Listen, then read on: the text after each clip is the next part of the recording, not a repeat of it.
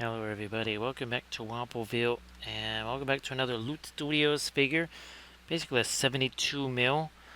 We're going to be doing some greenish object source lighting that is going to look, well, like this right here.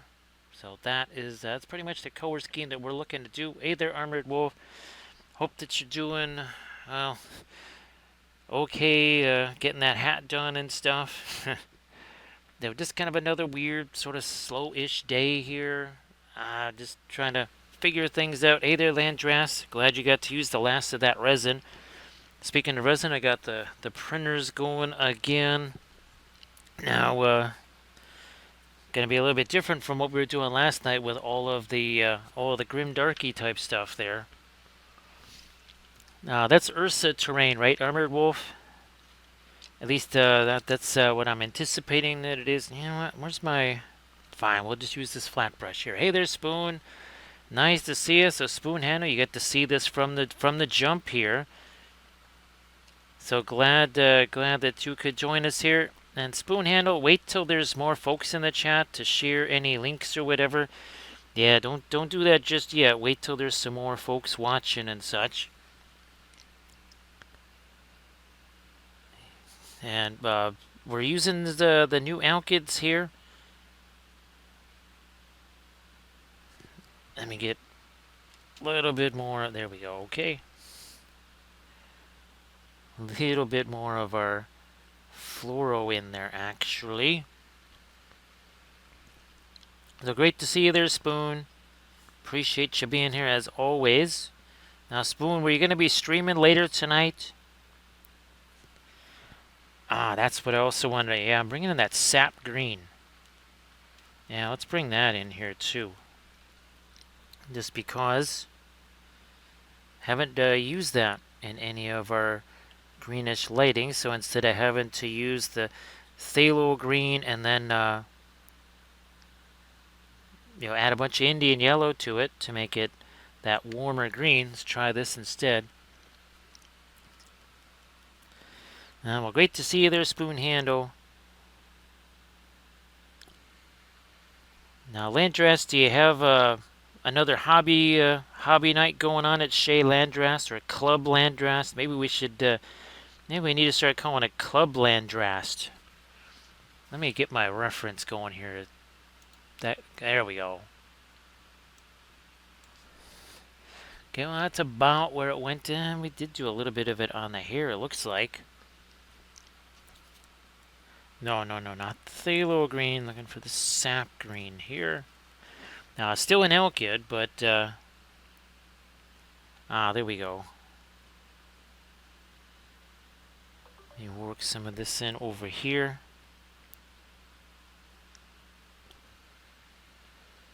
That's cool. That's cool, Andrast. Get a little bit more of this over here. So this is one of the, actually, believe it or not, I painted this on stream years ago. And I mean years ago. We're talking possibly 2021 or something like that. I was looking for it in the videos, as in the Patreon vids. Now this one here, well, not this specific one. This was one of our larger versions of it. But yeah, this one over here, this one we did, that was actually one of the very first painting large-scale figures streams, or videos. Alright, we got some of that going in there. Alright, good enough. Fine, we'll get some of the green on the arm over here too. Let's do that.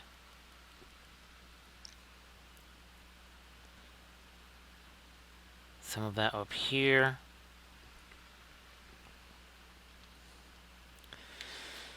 Now everywhere else, do I have some of the asphaltum over here? I do have some of the asphaltum over there.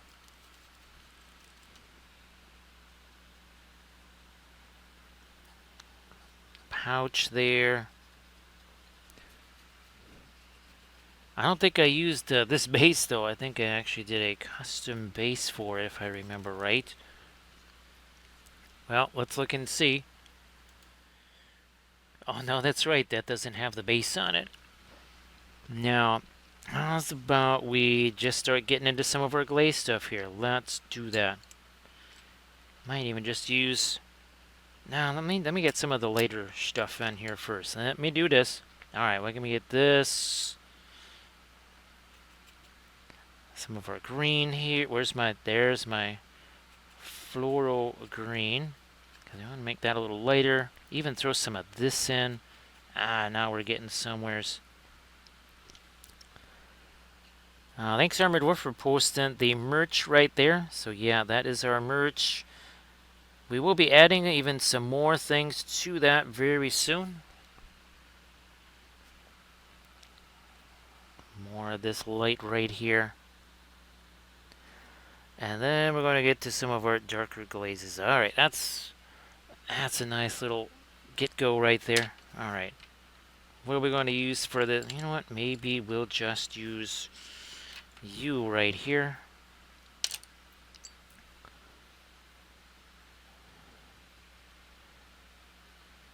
So Meckham, I painted this a version of this years ago.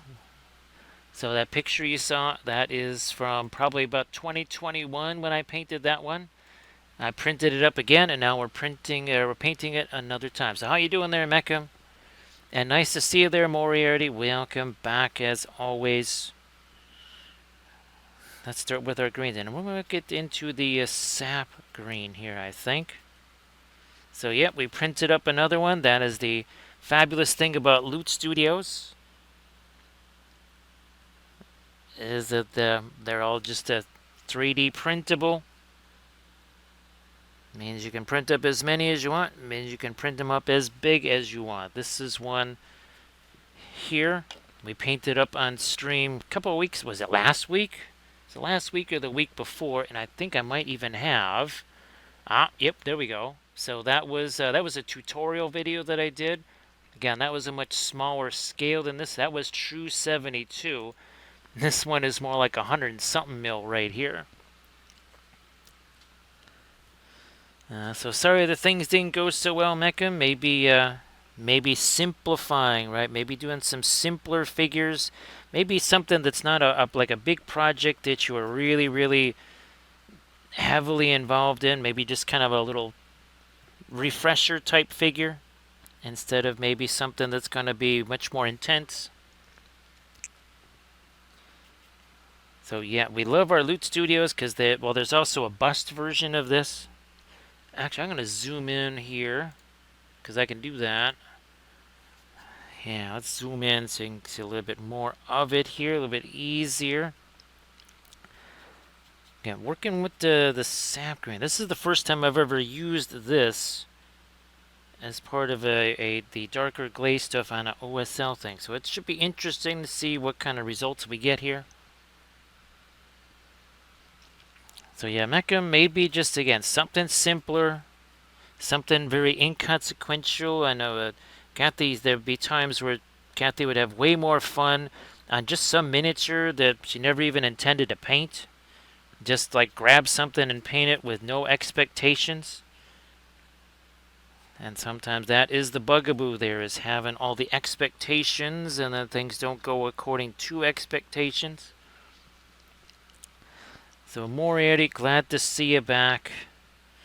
And Moriarty, I think you had a chance to pretty much see all of the Trench Crusade figs play out last night, right? So yeah, you can see how that's starting to fill in some of the darks here. So painting badly. Now, was that set up in your studio there, painting badly? It looked like it was actually set up in your studio instead of like a photo. Great to see you there, Stevie. Hope that you're doing well. Now again, this is the Alkyd stuff that we're using here. And you can see it looks very, very, very shiny. This will not be shiny. Give it about 10 minutes max. It ain't going to be shiny anymore. Now, yeah, more terrain, more better, right? Yeah. I'm all in favor of terrain. Can never have too much terrain. That is actually one of the laws of physics. I think it's part of the Newtonian laws of physics. You cannot have too much terrain. Let me get some more of that darker green. And then we start to shift to some other things. We might also see about... good, I do have this here. Yeah, I think we might be able to do a little shadow thing on the ground there. Let me... Where's there one guy that got the... here it is. So see what we got here going on with that shadow right there? I think we might do the same deal right here. I mean, that's almost in the exact same spot. Almost in the same spot. So I think we're doing that because that would be fun. Oh, and by the way, Armada Mondays, we'll be sticking with those orc ships, right? So we'll be getting back to our Battlefleet Gothic for Armada Mondays. Eventually, where'd my ships go? We will be getting back to our 1800 scale ships. That 28 mil ship, I haven't determined if it's too big or not, but boy oh boy, I think it might actually be too big to fit on screen. That was when we painted in 3 pieces. This would be in 6. So that was for Corsairs of Umbar, also painted on stream. So there's several different types of the Alkids. There's the Griffin Alkids, the Paul Rubens. The nice thing about those is that they are basically available everywhere. Absolutely everywhere you can get those. And you can get them on Amazon. Price point is not... Now, the one thing is you have to buy them in sets. You're not going to buy individual colors, but it seems like everybody wants to buy like 10 billion paints in a set anyway, so why not? Alrighty, and we'll take me some of this here floral green, some of the sap green. Let's mix those together. Is that going to be... you know what? I need to still go phthalo green and then Indian yellow. That's interesting. That was unexpected. But we're going to do that. Here we go. Let's get some of that in here. And some of that over here. Waiting for some of that stuff to set. Don't be hasty, little hobbitses. Gandalf loves his little hobbitses, but he doesn't want you to be hasty like a hobbit. Hey there, Michael Paints Minis. How you doing? Everybody please give Michael Paints Minis a follow. Of course, Michael, you want to share anything in the chat, please go ahead and do that, of course. So Michael, well, now Camdus says that he's found a place to get individual Paul Rubens paints. Now, the link that he gave me, unfortunately, when I put the app in there, everything was in, I believe, in Chinese. And, well, let's put it this way, my Mandarin's not as good as it used to be. So I had no idea what I was looking at. So when Camda's in the stream, I got to say, hey, Camda, yeah, I think you need to send me a different link. And, of course, Michael, if you want to share something in the chat, please go ahead and do that. Instantly here, we want to start already seeing. See how that really... That gets brighter by default. I didn't add anything brighter there. I just made what was around it darker. And, of course, with the oil paints, you got to change your consistency. If you want stuff to be sticking like this here, yeah, you can't match the consistency. This is a little bit, I want to say this is a little bit thicker than what is already on there. So thick sticks to thin and vice versa. Because a lot of people, when they go to do something like that, the paint literally just bounces off of it. Or it takes off the previous application and they get all disappointed about that. But we keep saying all the time, right? You've got to change. You got to have different consistencies. Look at that. That already makes a big difference there. And now we can also try to enhance some of our shadow areas over here. If you check out the Instagram, my last Instagram post, you will see that the Wolf Nebula, you can see how these actually start out almost like a watercolor. They do not look like oil painting at all for about the first 35-ish minutes or so. Well, Michael Paints Minis, I hope that, wow, look at this capillary action here. Now, well, I guess it's time for a capillary action demonstration. Okay, water. Water. Well, looky there. Okay, that's water. Now this is our high quality odorless thinner. Over here,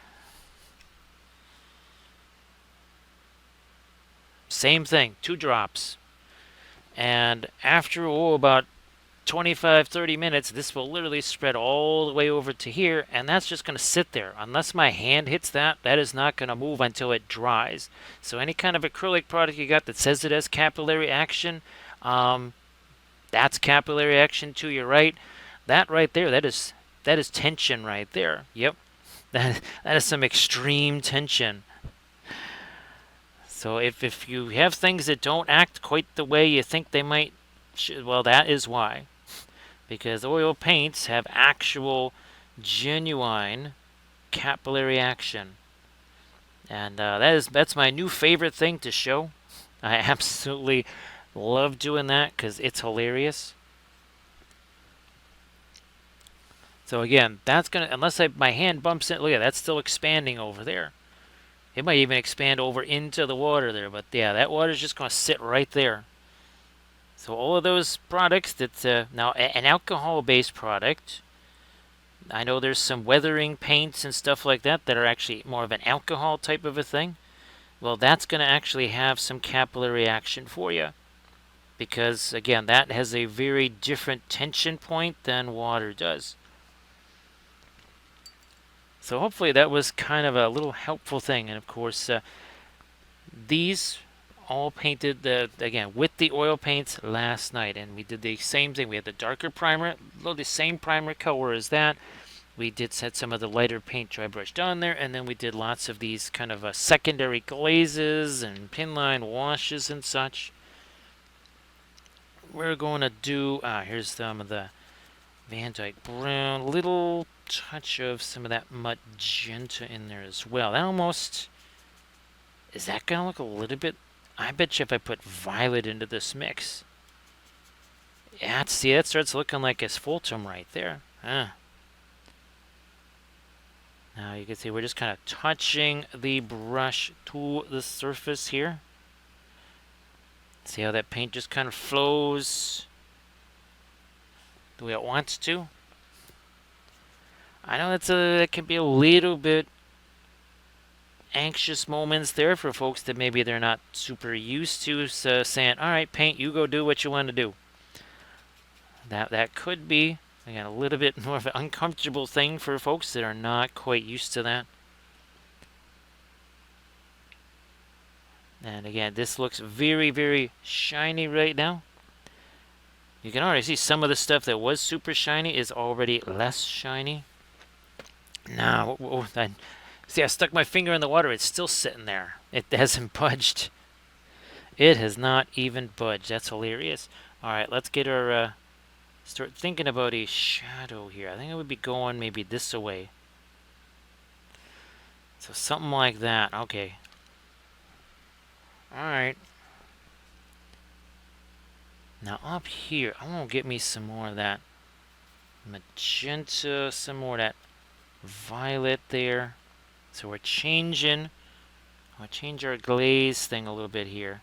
So it's got a little bit more of a reddish tone to it. Like so. Back to this brownish stuff over here. Did we do anything on that yet? No, we didn't do anything on that yet. Let's do some more here.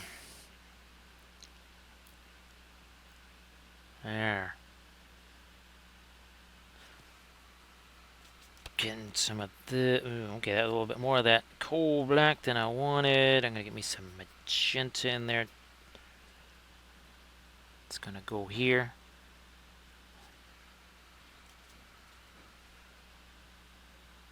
more thinner. Again, Michael, if you want to share anything in the chat, please go ahead and share some stuff. And everybody, please again give Michael Paints Minis a follow. So AD, I hope everything is going well.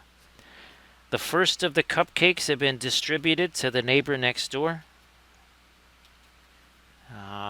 They said they would try them tomorrow. And of course, tomorrow I bring them to my family's get together. This is a cuisine channel after all. It's not just an object source lighting channel. It is a cuisine channel. We'll have to show off our cupcakes, red velvet cupcakes. Never made any kind of I never made any kind of cupcakes or cake before anyways, but much less a red velvet one.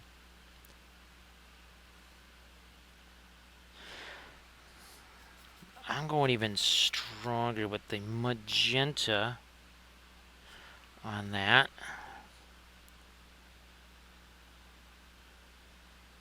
Okay. Let's do some of that back here. Well, AD, I hope that's kind of just a relief there, one way or another. I'm sure it's going to be a relief just in terms of physically there. So that's some fantastic news. Alright, do we have it there? Okay. So you can see this is starting to set, which means we could actually go back into that now, but I'm going to get some of the sort of Payne's gray / violet color in the hair. Let me get that violet. Let me get the Payne's gray here. Up you go. Get in there.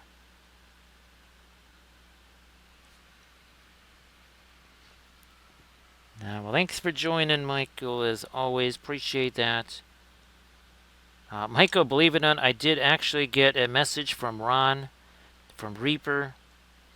And I just kind of said, well, with the family situation here, how's about we plan for 26? Because obviously it was Ed and I that had talked about me sending all the kind of stuff to do, like lights, brushes, paint, all that kind of stuff. Because that's the harder stuff to get there. Me, not so much. The paint, the brushes, things to paint, that's a harder thing. And the lights and everything. So if that could just be in a tote somewhere in the Reaper factory and live, then that would be fantastic.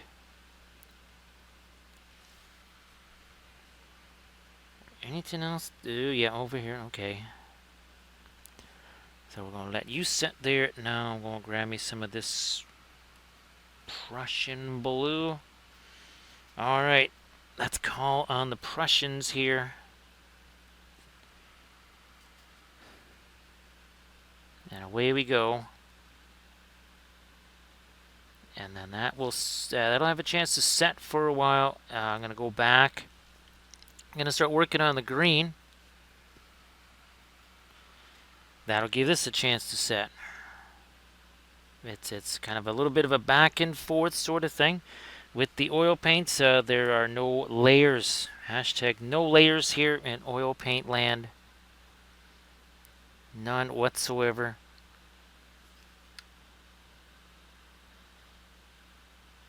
Now here is, this video just went up on the Patreon page. This was also with the Alkids. Now we're also testing out some new brushes there, but you can see we have lots of fun, different things and all the skin tones there. That was a 2-hour video, maybe. Probably not even a 2-hour video. Alright. Ooh, the hand. Talk to the hand.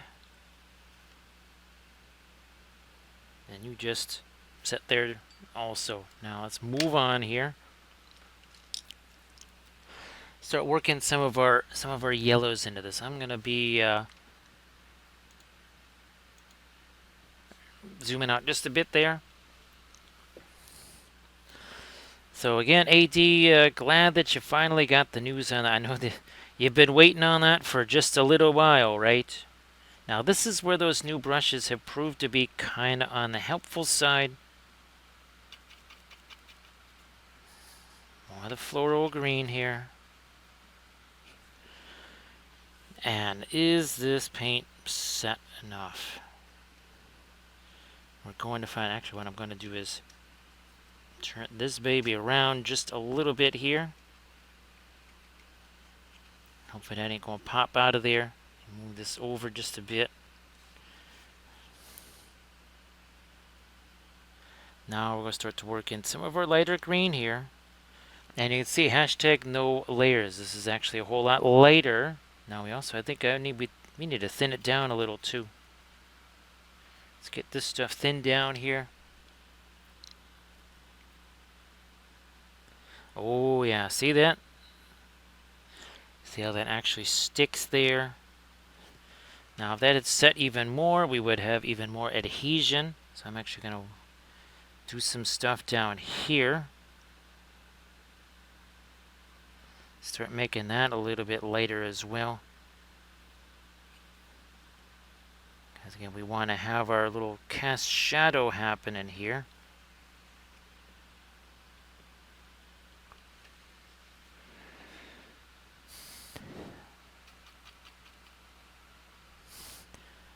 Well, is that set enough?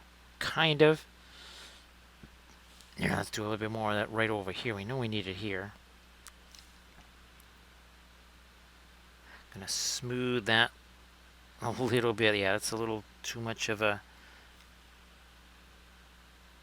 gap right there. And we did this. Okay, we did that one already. Okay, and that's still going to get even lighter down there.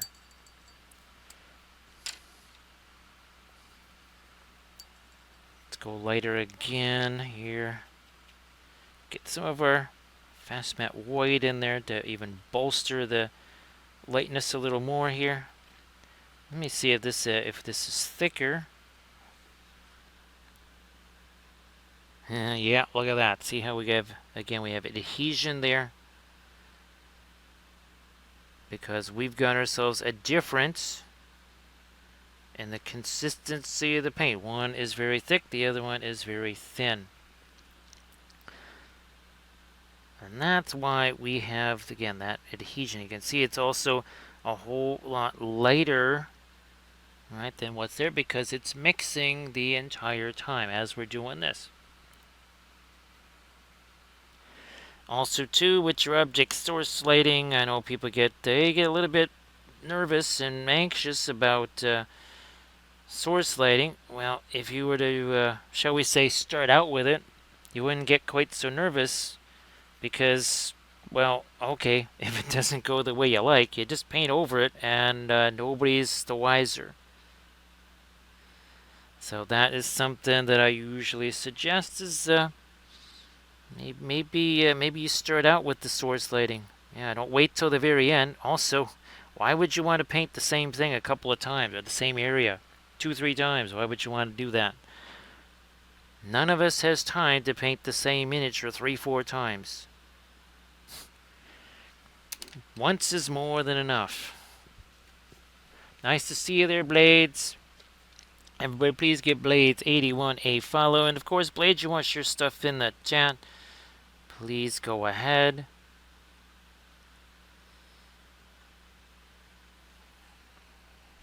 So Blades, I actually ate one of the chocolate frosted red velvet cupcakes, and that actually went pretty well. I was on the phone with Kathy's family, and actually I was looking through some of the other mixes that I got. Actually, the lemon one, it already has like a little package of lemon glaze that goes with it, because we were debating, actually, we were debating taking vanilla frosting and actually taking like a powdered raspberry jello mix and basically kind of turning it into almost like a pink raspberry frosting. So I think that's something I still got to try. This is a cuisine channel after all. So I think that is a worthy experiment from a culinary standpoint. Taking the plain old vanilla frosting and essentially just infusing it with a little bit of that raspberry jello powder or something like that. And let it, again, it'll kind of turn it a little bit pinkish. And it would give it just a little extra touch of flavor. Also, too, look what my hand is. Nowhere near the metal ferrule of that brush, right? Yeah, you can see there's still a whole bunch of, look at that. See that there's still that liquid, right? Oh, and look at, by the way, our water's still sitting there. Here's our thinner. It's still expanding. So our little experimente on the flow, the capillary action of the oils versus the water, it continues. Well, the water's just sitting there doing nothing, but the thinner, that is expanding nicely. We can still go lighter than this, of course. Let me try and get some of this, not just on the stab. We gotta get some more on the knuckles here and her hand. And again, this is something that we painted years ago. I just thought, I was printing out other older ones that we'd painted. I said, you know what, let's maybe give this one a try again with the alkyds and all of the stuff that we have learned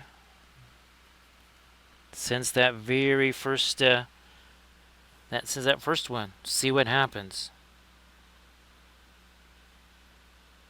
Because I can tell you right now, I don't paint anything like I did 3 weeks ago, much less 3 years ago. That the pace of change is rapid and pretty much unyielding. I know that can be, for some folks, the change happens so fast. If they haven't seen a video in a month or two, they say, wait a minute, what happened? What is going on? But that's how everything develops here, very rapidly. Part of it is we have lots of folks that are kind enough to fill us in on their experiments. And they say, hey, have you tried this? Have you seen this? Actually, those brushes, Armored Wolf, that I got, so I only, of course, today they show up on Amazon. I swear those did not show up last week. But those same brushes that I got for the $29 directly from the whatchamacallit site, I got them on Amazon. Well, they're $21 now.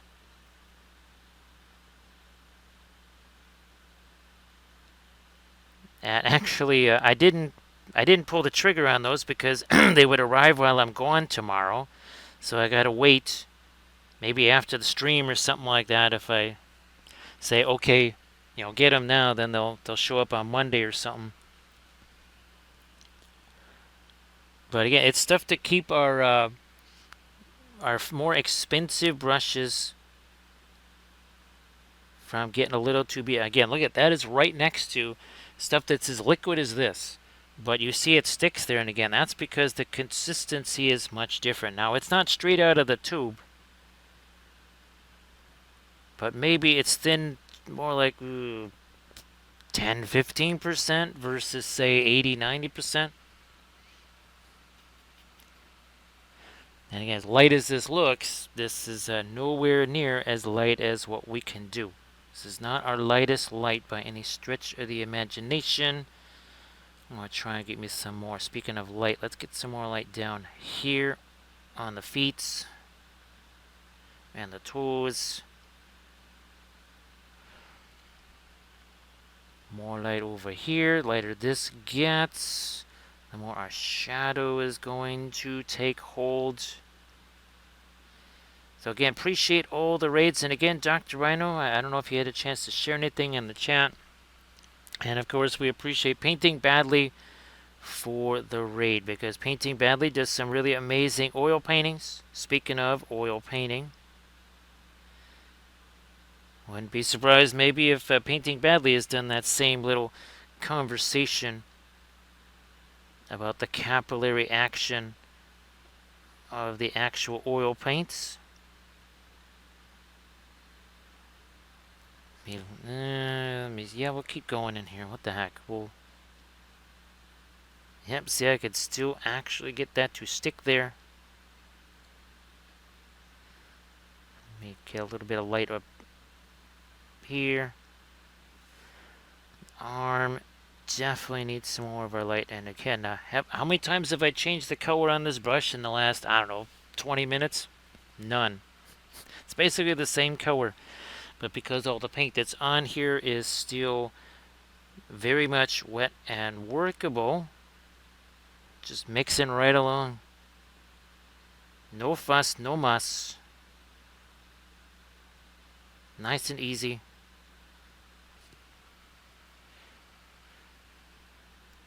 I'm pretty sure this release of Loot Studios, again, goes back to probably all the way, could go to 2020. I'm thinking it's still 2021, but it could go as far back as 2020. Nice thing about Loot Studios, you've got regular 32 mil figs. Then you kind of have the 72 mil versions of some, and then you've got the bust versions. And of course the 72 mil, they're hollowed. This one was actually hollowed. There was a hole here, and there was another hole over there. They do a really good job at hollowing out the prints, so they do not take very much resin.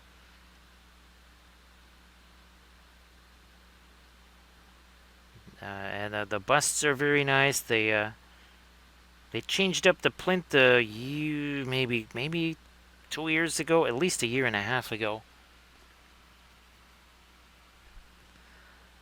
Got this crazy little coin thing here. We're going to try and make that a little lighter with our greens there. Now, I see that is much flatter looking. See how it's much easier to get some of our paint down in there. Still sticking with essentially that same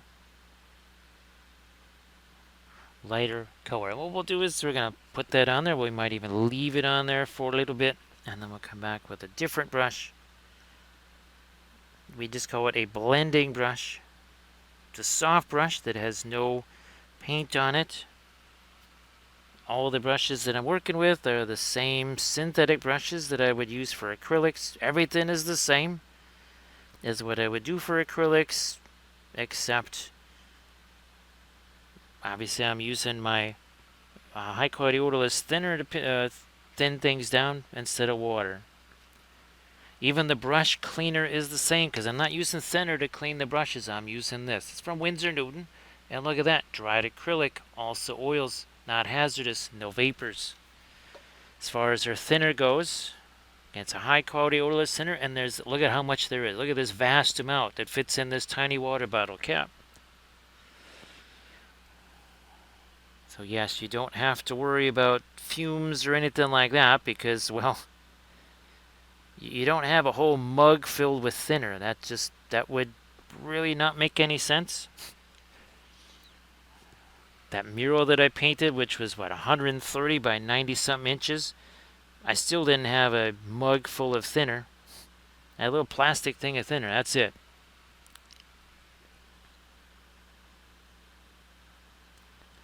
So don't have to fret about that. Yeah, working in some of our lighter green. We can still go lighter than that because that is still going to be also made lighter. Might even try a little bit of that here. Now, let me take this, some out of fast matte white, a little bit of our floral yellow and green. Here, a little bit more of that floral yellow. And break all this down over here. Now this, looking to have it be thinner. Oh, with the oils, you can thin the oils, but you cannot dilute them. You can have something like a titanium white oil. You can thin that down like 95% thinner, and guess what? It still is going to be opaque when you apply it. Unlike acrylics, which we just did an experiment on that a couple weeks ago in a video. Yeah, it turned real dingy. It was like it wasn't even white anymore. Okay, I think we got that good. And again, some even lighter stuff going on here that's really close to our source there. Boost that up a little bit, maybe. You know what? Fine, we'll hit this too. Yeah, why not? I'm gonna try and lighten this up a bit. Here, let me put some of that in here again. That is definitely thinner. Thanks, Blades. Appreciate that.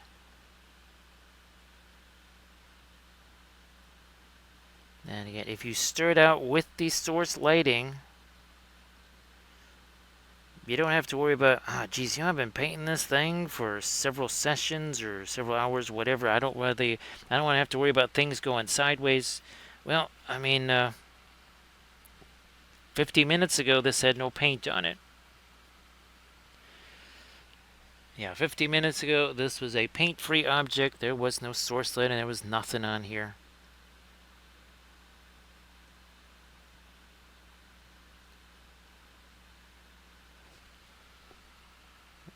Let me do this. Get more of that like right along closest to where our source is from. And of course, we got the little flashlights. And there's a bazillion different versions of these. And again, you got all different kinds of colors. You could shine that flashlight on the figure, take some photos. Now you got photographic references of what your figure looks like, not just with the lighting, but the light color. Well, that makes things simple, I would think. It's always easier working from a reference, so you can see how the leg here now starts to, again, take on a little bit more roundness and shape from the source lighting.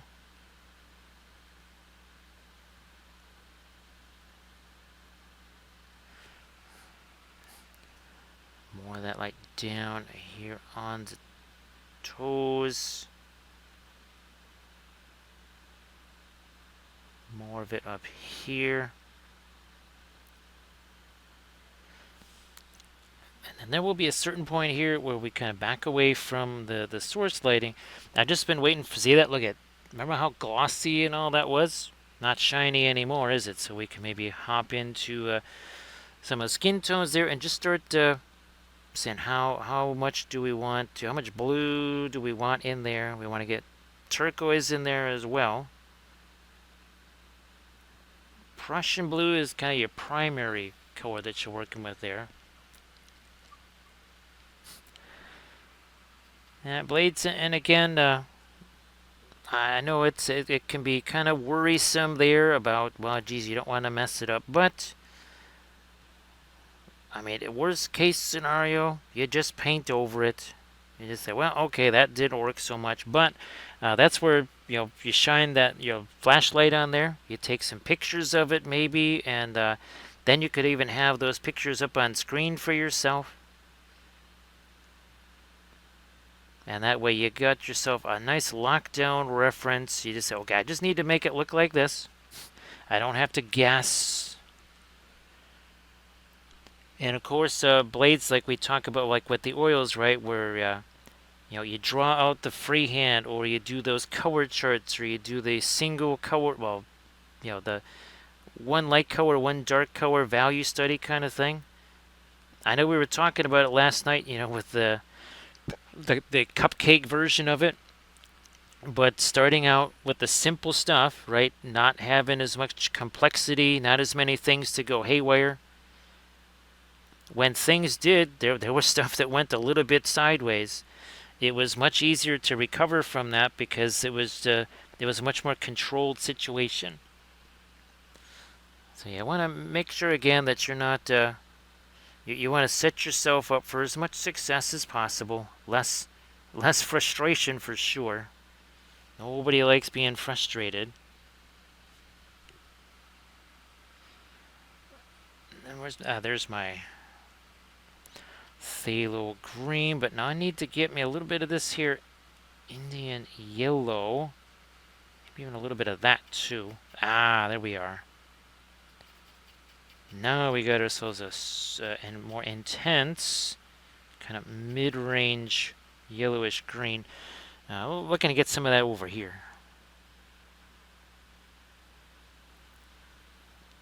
Now we're coming back in here. See, that's just a little... Can I zoom in one more here? Yeah, I can. All right, there we go. So, see how there's just like that weird hard edge on the end of that? Remember I said we got to set this on here and then we got to wait a bit because we were patient. You can see how we were able to spread that line around, right? And it didn't just remove the paint. Because that's what would happen if you were a hasty hobbit. You would pretty much just rip the paint right off of there. Don't be a hasty little hobbit. They'll be fantastic blades. Yes, we are not joking. This is a culinary channel. In addition to being an object source lighting channel, a Lord of the Rings channel, an object source lighting channel, also freehand, also cavalry, also a sports channel. Oh, speaking of which, I think towards as we get further on in the stream here, that matchup between the Bulldogs and St. Kilda, that bounce is starting. And and of course, I guess the dream is over for the Gold Coast Suns. Yep, they've lost another game, and they lost to, I believe, either the bottom team on the ladder, the Richmond Tigers. See, I think Gold Coast, their limited run at the top of the ladder, I think that's come to a sudden end. Yeah. So great to see you again there, Grey Wolf. Appreciate you being here.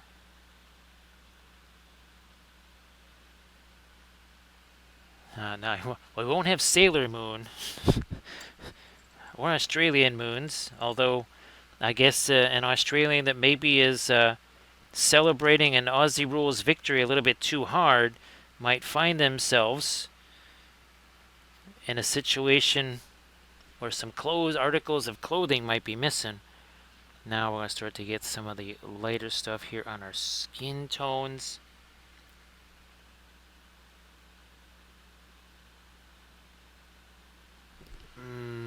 Yeah, let's do that down here. Let's do that down here too. Yeah, we're letting that mix in with everything that's already there. So Grey Wolf, again, appreciate you being here. Sorry that the streams just keep starting so late. I know that's not the easiest thing for you.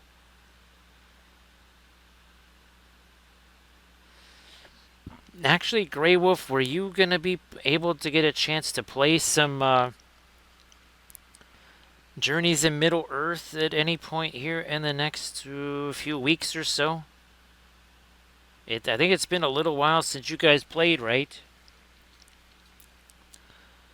Now, since we are doing some source lighting, and now we're starting to get some of the non-source light stuff, actually, let's see what happens with our film noir here.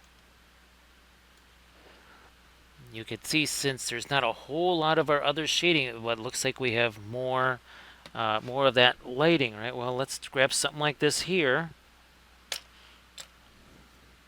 Well, we actually have two light. I'm going to zoom out here. So we actually have two light sources on here, but it looks like there's no light sources.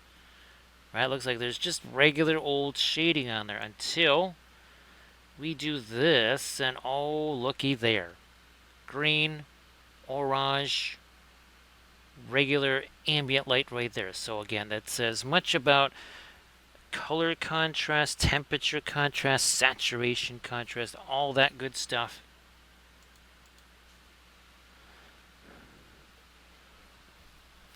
That's fantastic there, Michael. I hope that, and that's the one that's got your two Rohan buildings in there, right? Actually, Blades, if you wanted to share your fabulous Lord of the Rings diorama that you did there, with all the Oh, is it the Muppet theme? Yes, the Muppet theme, Lord of the Rings diorama. Ah, that's great there, Grey Wolf. That's fantastic.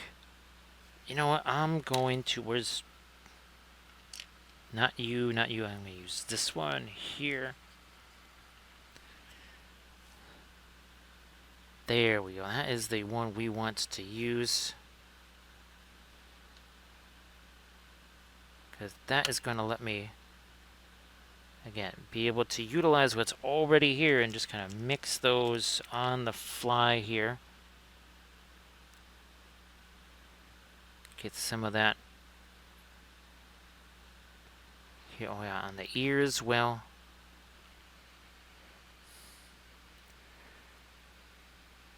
oh no, Michael, is that the one from RM Printable Terrain?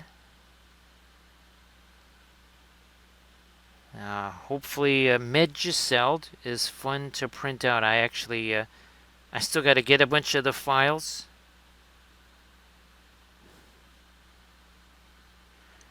Of course, Printing Goes Ever On also has a huge amount of that terrain. And Conquest Creations is also another one.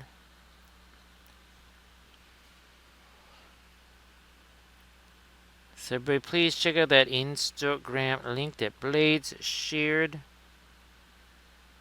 So again, that is all mixing with what's already here. And you can see on the end of the brush there, it's all kind of mixing together.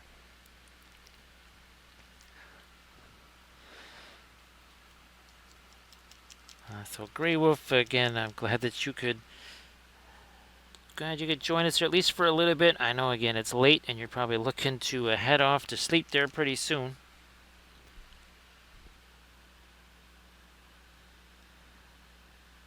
And even here, we're only going to do so much with this. And then we'll move on to the hare, or the bird, or somewhere else. So all this paint that we're shoving on here has a chance, again, to set. It's not going dry. Get a little bit of that bluish color there, and a little bit there. And I think, oh, no, over here. Let's get some of that over there. And now we're starting to get a little bit of a color contrasty thing going on with this, right?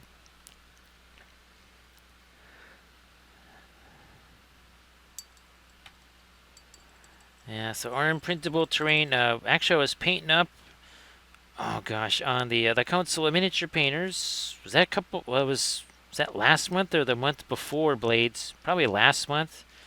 I was painting up one of those buildings.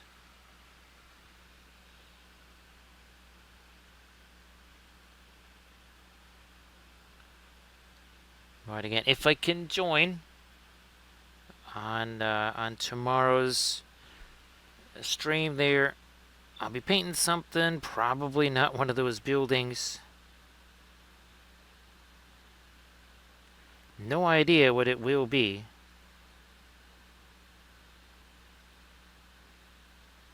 There we go. So again, you can start to see the face here starts to take shape. Ah, that's fantastic, Blades. I think his campaign is still going, right, Blades? If you wanted to share that in the chat there. And I don't unfortunately have. Oh, that is actually fabric right there. Okay. So we can change that. Just gonna do that. That should be enough to start changing it back. Yeah, I think he actually delayed the launch of it, right, Blades? I kept thinking he had it launched while I was away at Adepticon, and it actually didn't launch until well after we got back. No. Let me back up to more of the blue here.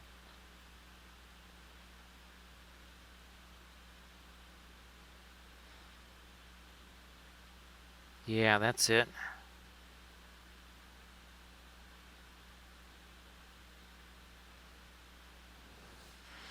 And integrate with hopefully all the different business ventures also, speaking of Kickstarters and that sort of thing. Hopefully those start to pan out and play out as expected too.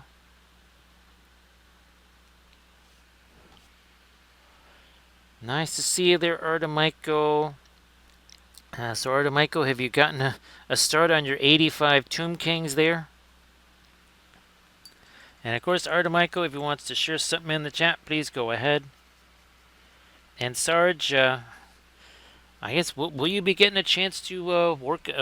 If you want to again post the Geschütz, or if you want to post the the tiger there, please go ahead. I think lately you've been posting the Geschütz, right? Actually, Sarge, oh, this is the thing. Instead of that, have you played with the Proxon yet? And I think you said you did get at least one of the shifting lands guides, right, Sarge?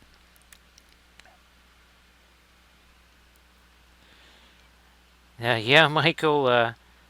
I was hoping you've been, because it's been like days and days of this craziness, right, Michael?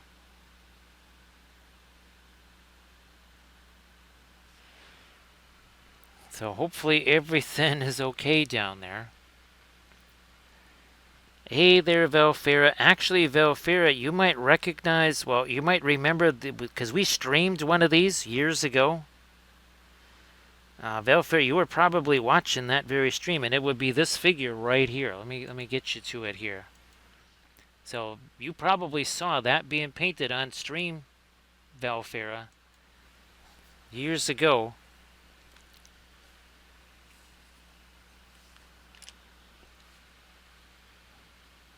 Well, Sarge, oh, and that airbrush, Sarge. When you mentioned the swallowtail, yeah, Sarge, yeah, if you check out the videos there, especially the last one, I say at least 3 or maybe 4 or 5 times during the video, I say, man, this trigger. I even show, like, you could see this impression in my finger from the standard trigger versus the swallowtail with the pull trigger. Yeah, I was really surprised. That was not what I was expecting, Sarge, at all. Because obviously that type of brush has kind of been, shall we say, poo-pooed a little bit. But it was genuinely easier to use. I mean, like 100% easier. So I said, all right, well, fine. It's easier to use. I'm all in with it.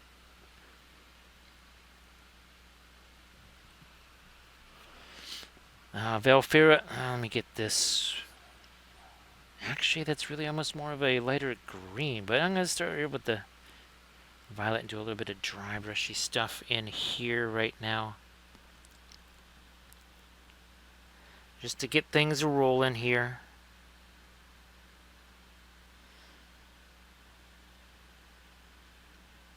So Velfera, would you believe I still haven't had time to even look for that that train stuff yet?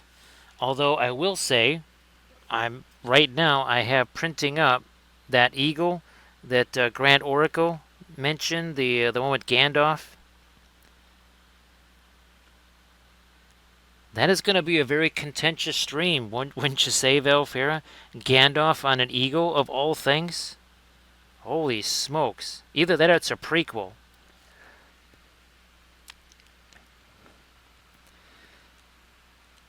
So yeah, that swallowtail, I think you actually have the swallowtail too, right, Velfera? I know you got the compressor, but I think you got that swallowtail airbrush also.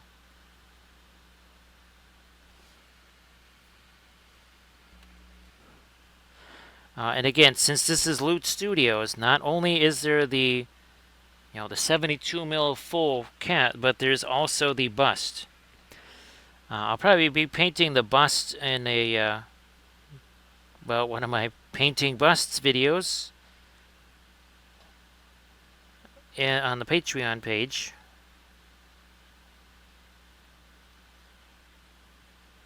I'm pretty sure I might have done one of those already for the Patreon page, but obviously we've maybe learned a little something since then.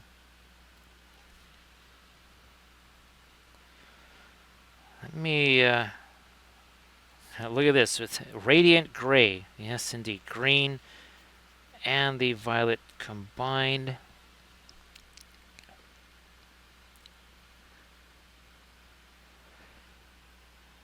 Yeah, Velfira, it's we've never really done prequel stuff for the Silly Marillion. So that could be a shockingly different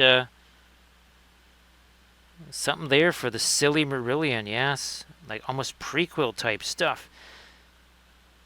When Gandalf and Gwahir actually were not mortal enemies.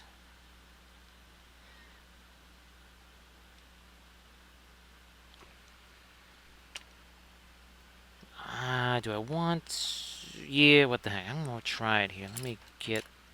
What is this doing up here?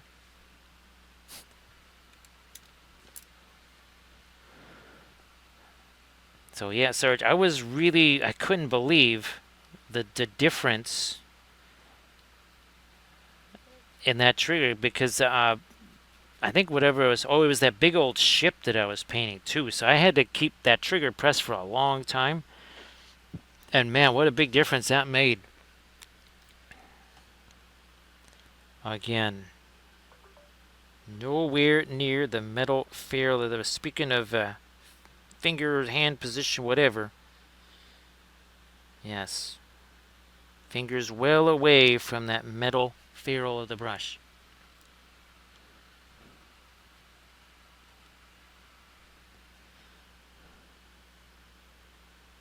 I'm going to try catching a little more of the light there on that part of the, yeah.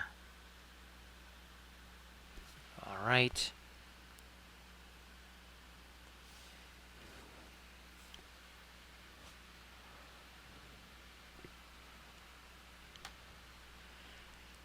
Trying to work in some of that light up here, right on top of the hair.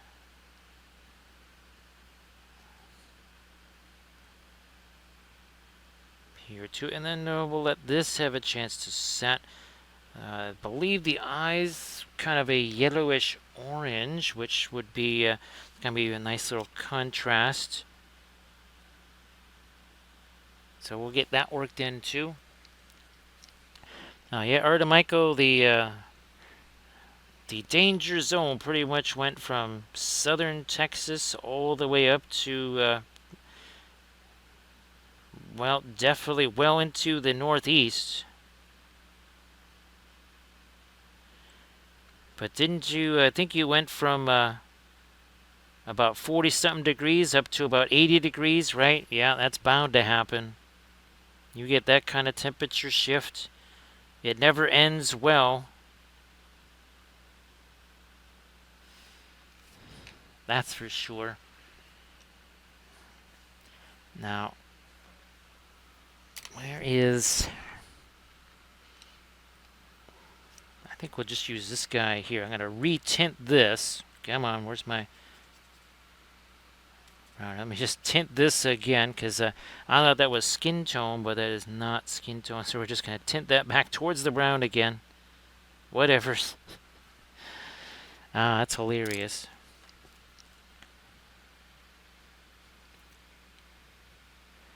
So everybody please check out that Insta link. Yeah, it's an Insta link that Grey Wolf posted. And of course, again, Artemichael, you want to share anything in the chat, please go ahead, of course.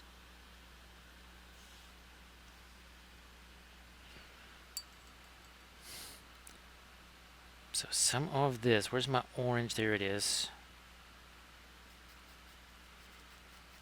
I might, well, no, there's a whole bunch of green in that Indian yellow sitting down there, so we'll just take a pass on that. Let me just throw this into the eyes here.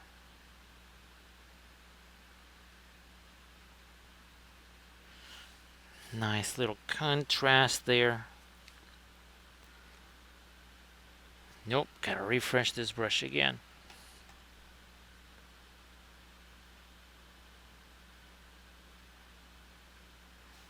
A little more. We're still gonna make that a little lighter also. But just wanna get the yellow in there for right now. Also, our little birdie here. Gets a little bit of that yellow.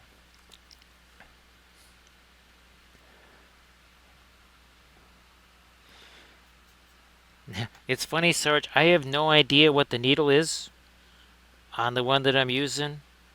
It could be a 0.7, it could be a 0.5. I got no clue.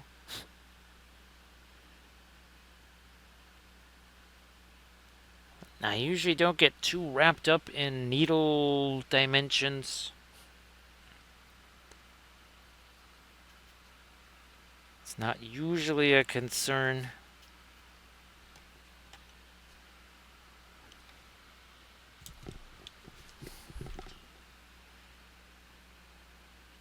I'm gonna try and get me a little bit of the lighter stuff in. Where's my... I'll use this as a bit of a blending brush here. Again, a little micro blending brush there.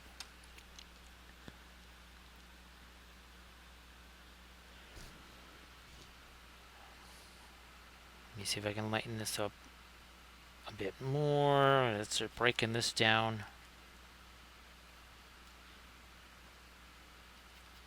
Breaking this down. Not that much of the white there. A little more thinner into that. But I can't have too much because then, well, it starts becoming a pinline wash. And well, that's not going to work so well with all this stuff. Yeah, we don't want this to be a pinline wash, do we? And by the way, 80 minutes ago, this had no paint on it. Yeah, there was no skin tone, no source lighting. There was nothing. There was some dark brown primer. Aside from that, not a whole bunch. That's the magic of oil paint right there. No problem there, Grey Wolf. Again, I appreciate you being here. Happy Easter there, Grey Wolf. Obviously, I'll shoot you a message tomorrow and just see how you're doing there. But appreciate everything, Grey Wolf. And again, have a fantastic Easter Sunday.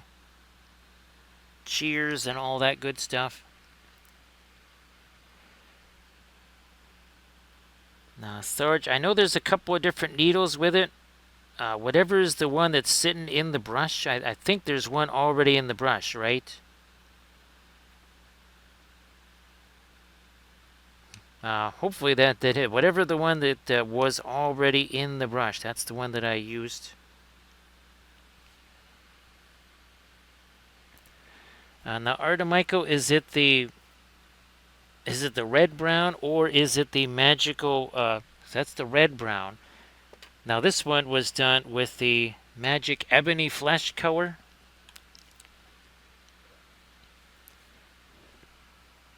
Now the magic ebony flesh color primer by Badger Stynylrez there. All of our primer is Stynylrez, and I just brushed it on. In fact, I think I was brushing the primer on this thing while I was on the phone with Kathy's family. I don't know, around 9-ish o'clock or so.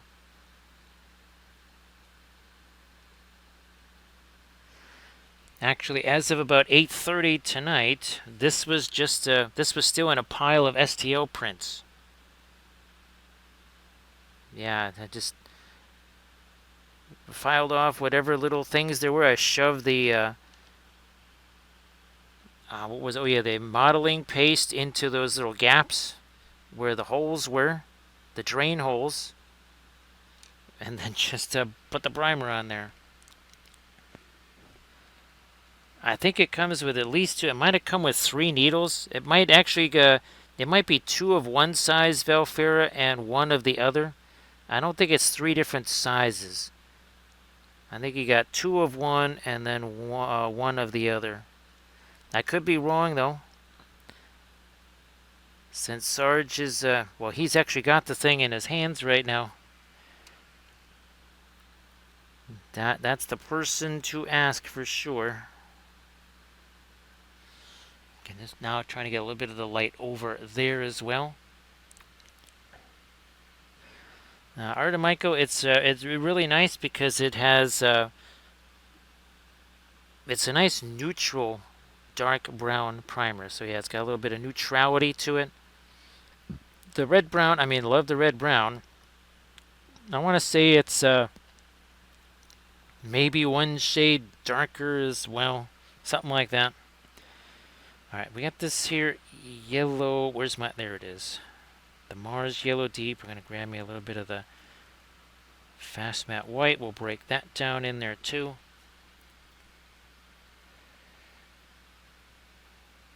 So Velfera, I actually have 3 of those compressors now, believe it or not.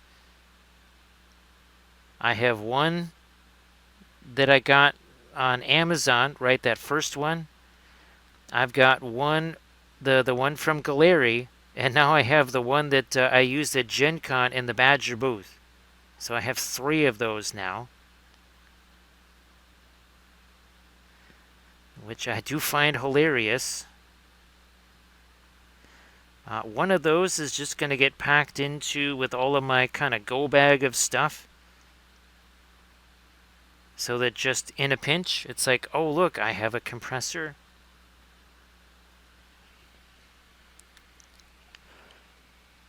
Hey there, Crypt Shadow, how you doing? We're doing a little bit of a reprise on a Loot Studios figure that I painted years ago. And of course, there's also a bust version of this, which is really nifty. So Sarge says that his comes with 3 different needles.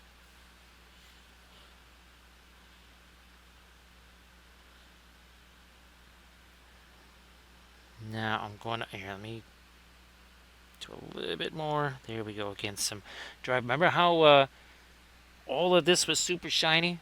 Not so super shiny anymore. Again, 1 hour, 25 minutes ago, how much paint did this have on it? It had none. It had zilch, nada. No paint whatsoever. It was just that ebony flash primer.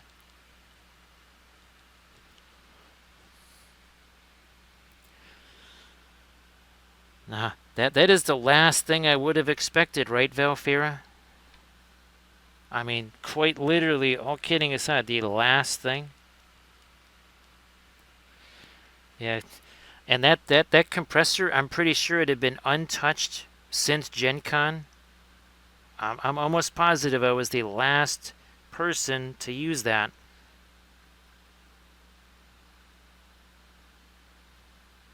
Because the person who was in the booth at Adepticon, he wasn't using it.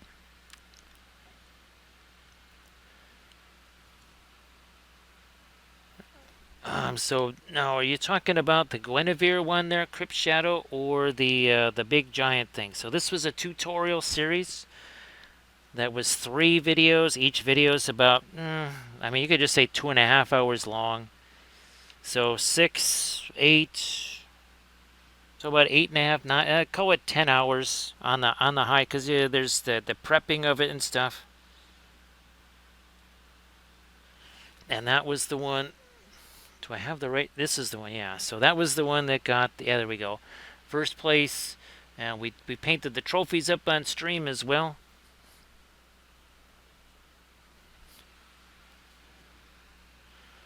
And that one also got the Loot Studios Manufacturers Award. That's it.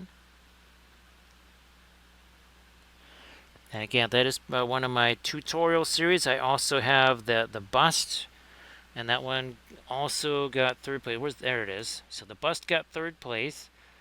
All of the dwarves, those were painted on stream, and those got 1st place in unit and the resin beast.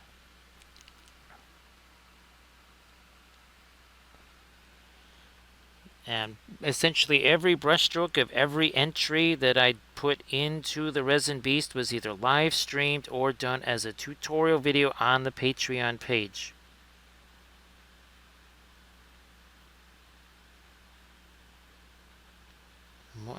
Yeah, I should probably get a little bit more of the light out there too.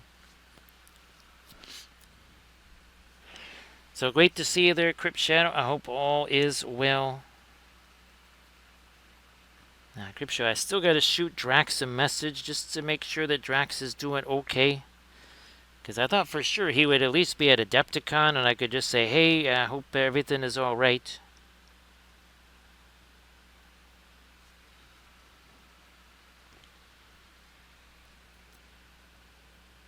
Thanks, Script Shadow. Appreciate that.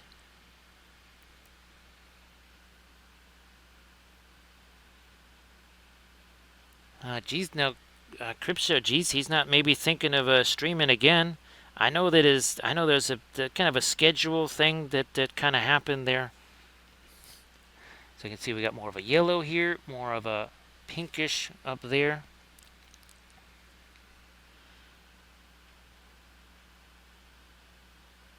Well, that should be very fun. Let me get 1 second here. There we go. I'm just trying to... There, here, now we got it.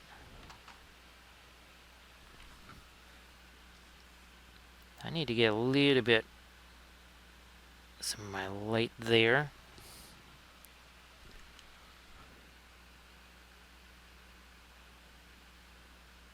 Push a little bit of that up here. Now this stuff up under here, I think I'm going to go with get a little bit more of a yellowish brown. I'm going to take probably some of my Van Dyke brown and just do some glazes over the top of that and tone that down once we get this on here. I wonder... maybe that is... No, I'm going to say that's just a hair there. Hey there, Camda. Nice to see ya. So Camda, I tried doing the phone thing, and when I put the app on there, everything, at least as far as I could tell, looked like it was in Chinese. And like I was joking earlier, I'm a little bit rusty on my Mandarin there. So, yeah, I took the app off of the phone again because I could not understand what I was looking at. And I couldn't even type anything in, obviously, in English or anything like that. So yeah, not sure that's going to work for me.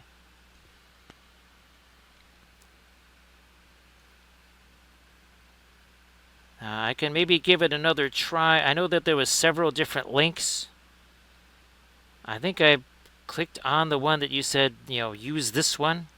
Pretty sure that was the one I clicked on. And of course, Camda, if you want to share any of your oil painted stuff in the chat, please go ahead.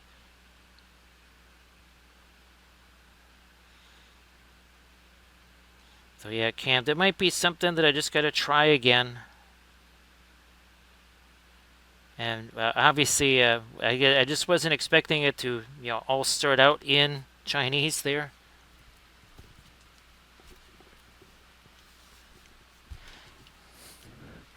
So, Majar, I'm glad that worked out for you, at least a little bit. Now, hopefully, I know that depending on the prompts, right, you can get some weird results. Yeah, Majar, it's when I was trying to get it to do references for this, and every time I typed in 40K, all I kept getting was Space Marines. No matter, I would say Elda or Howling Banshees, and all I got was Space Marines.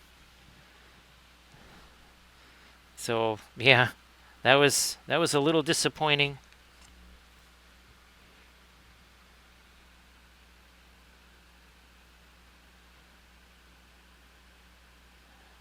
Well, Landress, once I started seeing beaks on there, I knew that maybe I was in the wrong place, so I quickly deleted the apps once I started seeing beaks, right?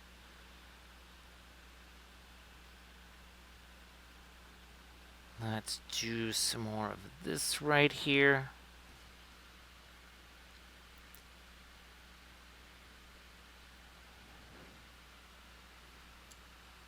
So Camda can give you the name of it. Was it Taobao or something like that, or Tabo? So yeah, Camda can actually give you the name of it.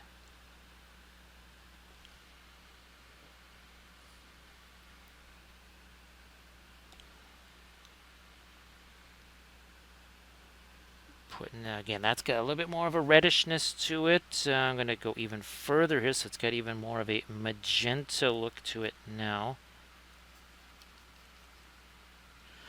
And I might want to put some of that up in here too. Actually, you know what? That's we need some blue in there. Yeah, we actually need some blue in there. Okay.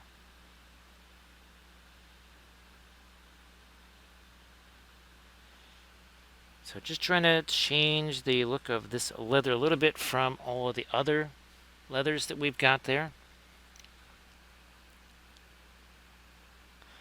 So I'm going to go back to our, well, maybe not that dark of a blue. We're using our not Sevres blue here, by the way. The much cheaper version of Sevres blue.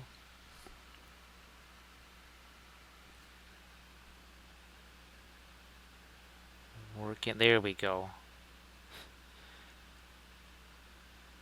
I don't know if I noticed that on the first one. But yeah, actually, some little gaps in there.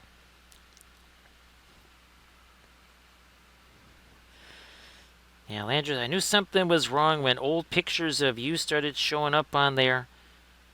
Again, in your previous career. I said, maybe this is not quite where I'm supposed to be.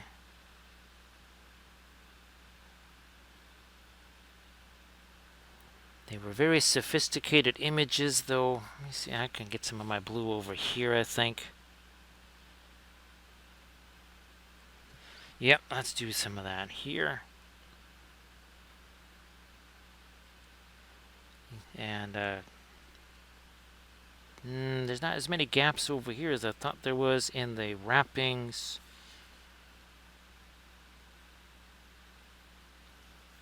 There's a few here.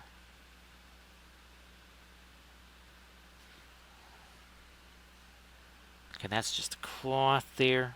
All right. Changeola up here. Let's get that same, almost a magenta-like color here. So it's nice. Now we actually have a little bit of a greenish underpainting underneath that. So that's kind of nice.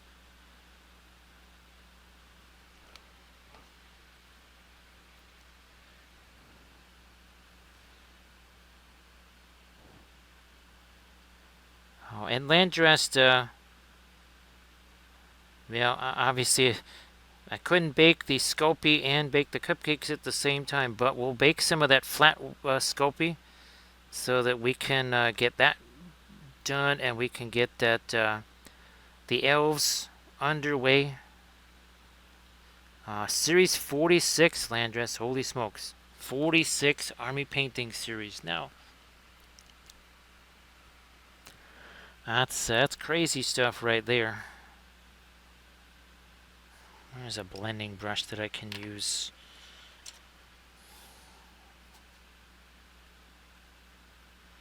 Again, just a big old brush that is softer.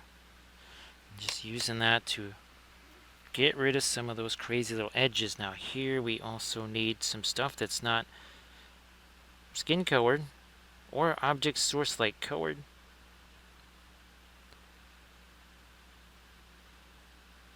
And where are we at? So 1 hour, so 97 minutes ago, this was just a collection of ebony flesh primer. That's all it was. There was no shading of any kind here. There was certainly no object source lighting or any of that. None of that even existed.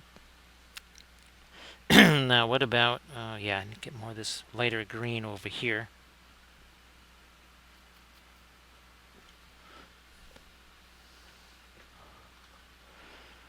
Crypt Shadow, all kidding aside, I do have, someone gave me, was the folks from Art Clay World, they were kind of get rid of some of their, what are they, these toaster ovens? And by toaster ovens, I mean like it's practically half-size oven. But they use those for folks that are doing pottery and stuff to obviously kind of cure it a little bit, dry it out before it goes in the kiln. And they had like 10 of those things. And they said, do you want one of these? And I said, yeah. Because, well, when I'm baking Sculpey in the summertime and it's already 80 degrees in the house, do I really want to be then, turning on the oven to bake Scoopy? So, unfortunately, those are still out in the garage. But I fully intend to use that Crypt Shadow for the baking of the Scoopy so that it doesn't, I don't have Scoopy cupcakes. Now that is something I am an expert in. All things Scoopy and bakeable clays, that is something that I've done many, many, many times. Hundreds of times, well, more like thousands of times, I think now. Yeah, that I can do, and there's no question about how that process goes.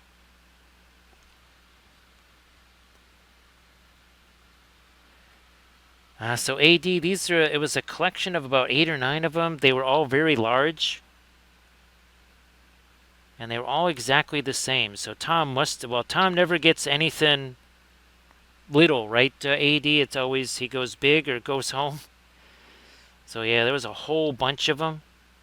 They were in one of the storage units, and I swear he had to have at least 8 or 9 of those things sitting there. And he's like, "Do you want 5 of them?" And I went, "Well, I'll just take one for right now. I might take a second one that I could maybe use in the garage. Maybe just bake there you go. Bake the Scoopy out in the garage."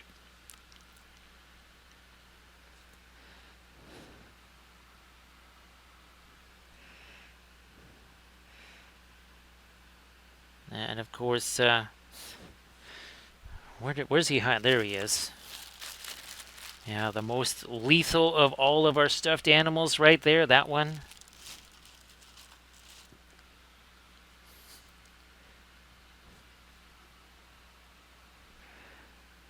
You know what? Let me, little lighter with my green up here. Also up there.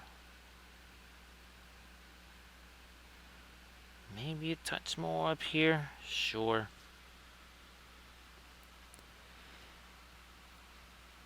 Velfear, I don't know if you had a chance to share like your dragon or whatever's. If you want to share that too, please go ahead.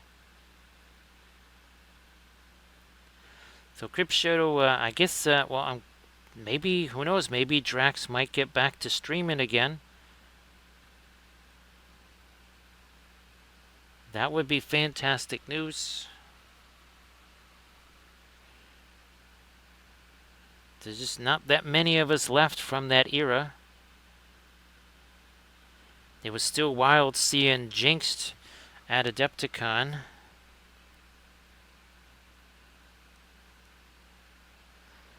Oh, let me do a little bit more over here.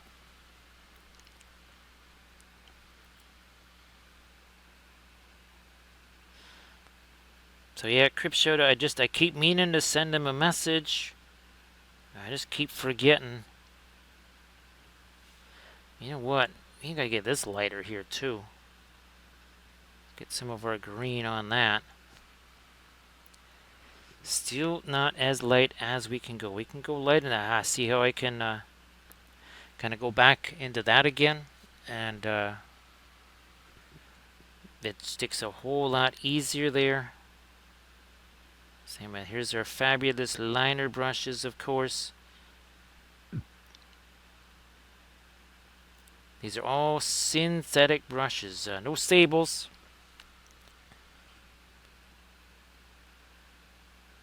Hashtag no stables, synthetics all the time. Just kind of gave up on those years ago. I think the final straw was the whole supply chain craziness and everything, and I just said, well, they're getting super expensive. The quality just keeps getting worse and worse. And now you can't even find them. And I said, okay, let's just do the synthetics. The other nice thing about them is that, well, first of all, they last a whole lot longer. They cost a whole bunch less, but you're going to get a lot more consistency from one to the next. Unlike stables, which is like, ooh, okay, maybe I got a good one this time. So yep, Crypt Shadow definitely would. Your sables love the oil paints, not acrylics, because the first thing acrylics do is they dry in that ferrule right there and start destroying your sable brush pretty much from the get-go. Whereas the oil paints, they're not drying so fast, so you actually, if any kind of that paint does get down into the ferrule, you can actually remove that. So yeah, I've had mostly destroyed sable brushes that are unusable for acrylics. It's almost like the using the oil paints with them is like adding conditioner or something like that. Then all of a sudden the brush was usable again with the oils. Because again, the oils are going to soften up that brush. All the acrylics are going to do is just dry inside that ferrule.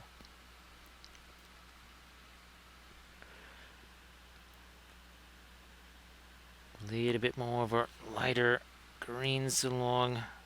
Ooh, we gotta get some of that here too. Also over here.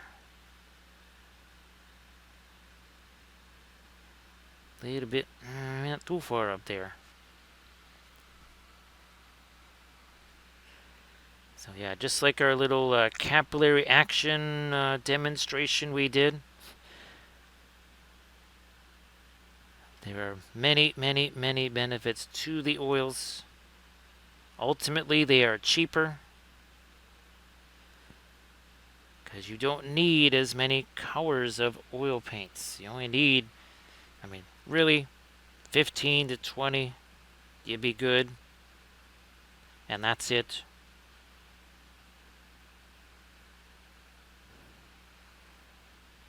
Obviously, we have our specialty things. There's stuff like the fluorescence. There's stuff like the interference colors. But some of those, if need be, you could even just take the pigment powders and linseed oil and basically make your own oil paints. You know what? Yep, that needs to catch a little bit more of that light right here. So where are we at here? So 1 hour 46 minutes. We haven't even been working on this for 2 hours yet.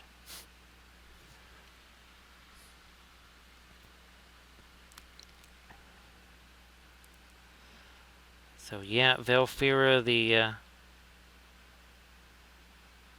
sable brush is just not where it's at.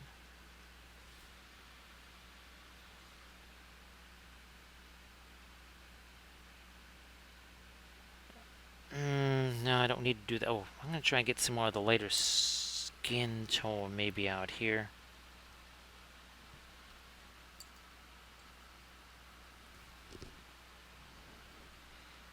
Some of this. I think we got some thinner going. Yeah.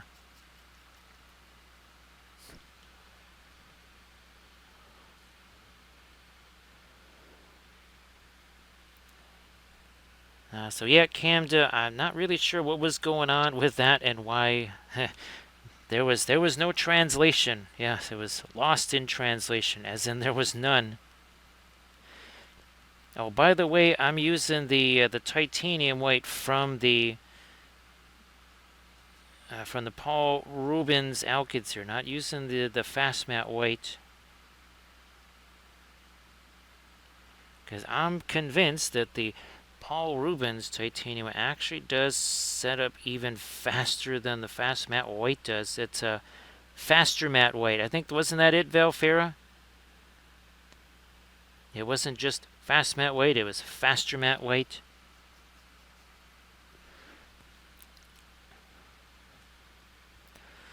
Nice to see again there, Goroth. I hope that Saturday was a very nice day for you.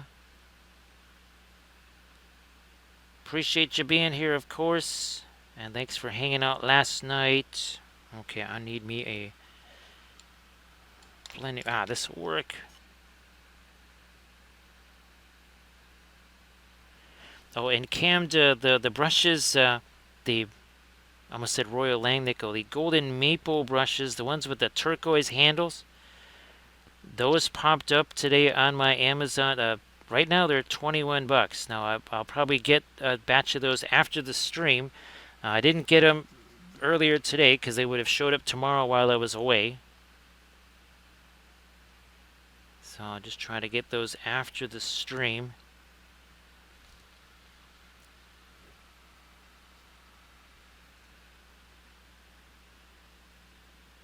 Let me chuck a little bit more of that down here. Yep, gotta get me some more light on my skin tone down there. And you know what? Even on the neck here. Let me see if I can sneak some of that down in there.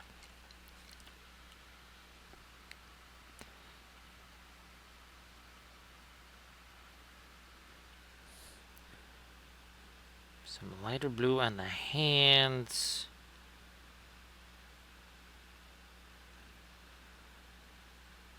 Touch lighter on the... let me see. What about the eyes? Is there? I think I went sort of almost like a bit of a violet for essentially the part of the skin that we would kind of paint more rosy on a, say, a human skin tone.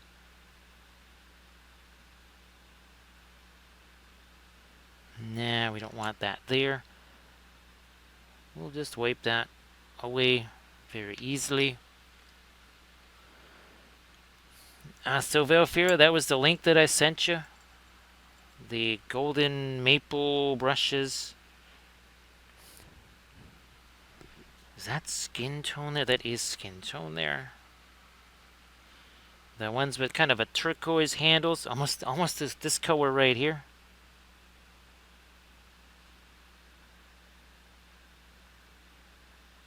There, we soften that up a little.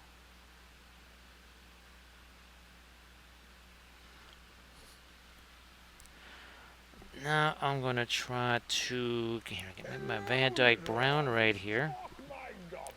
And let's also welcome in ZC Morg. So ZC, how are you doing? Thank you so much for becoming our newest little hobbit. Oh, by the way, that's right. Do we need to print out a Mega Gandalf on Shadowfax? It's like, well, I don't know about the Gandalf dude, but I think there should be a Mega Me. It's like, so who's your talking horse there?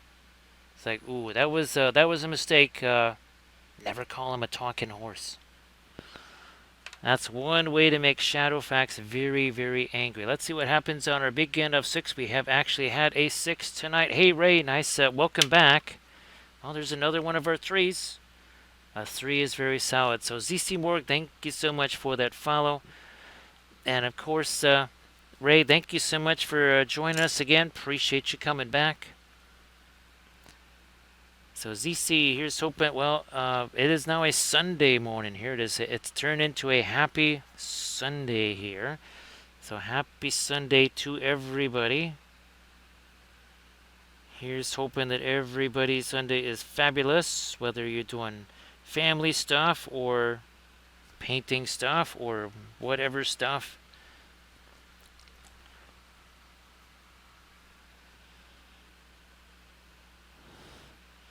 You know what? Okay, the other red. Let's maybe I'll just roll here with some of the magenta, a little bit of the orange in there. We'll put that up here on the top of our little birdie there. Like so. I think even his tail had some red on there. Just whatever. Not quite sure what exactly we want to do with that. Yeah, I know what I did on the other one. We're just, again, trying to match that for funsies. Oh, speaking of which, this is good because I can use this for the eyes. Now, I want to try and make sure that we have, shall we say, eye contact with the birdie. Look at the birdie.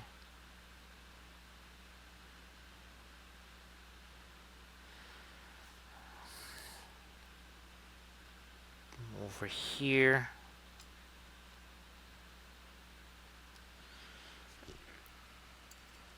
Let me try and get my lighter yellow in the eye here. So we're going to do this. I'm going to start breaking this down some more, because all of these alkyds here, they do, doesn't take long for them to start getting a little bit on the settled side here on the palette. Ah, there we go. Little cleared that up a bit. And that one's also a little bit better too. Yeah. Now I want to make maybe a lighter magenta in the eye. Let me see if that's going to work. I don't know if it will, but we're going to give it a try.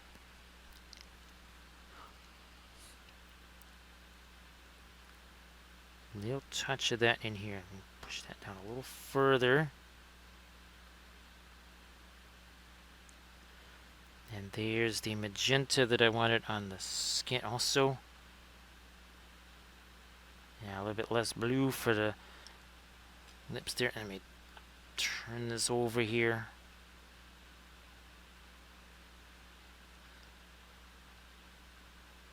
More of our magenta up there.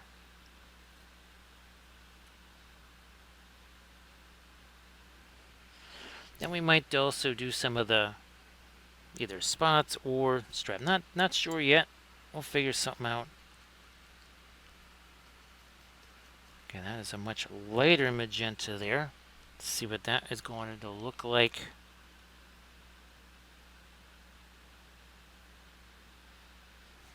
Don't want to go too late with that. Here, let me back off just a smidge over here. That's it. Again, Commissar Crazy, thank you so much for the follow. Appreciate that.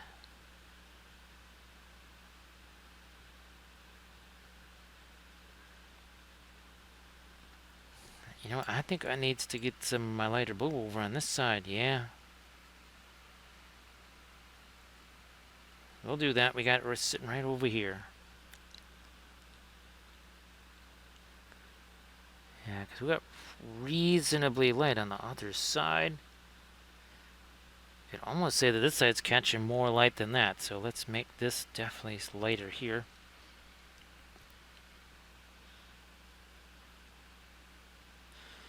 So Camda, it was the those turquoise brushes, the golden maples that I had found directly on their site. It was what, $29 for 18 of them. I was real happy because it was also no shipping, no sales tax.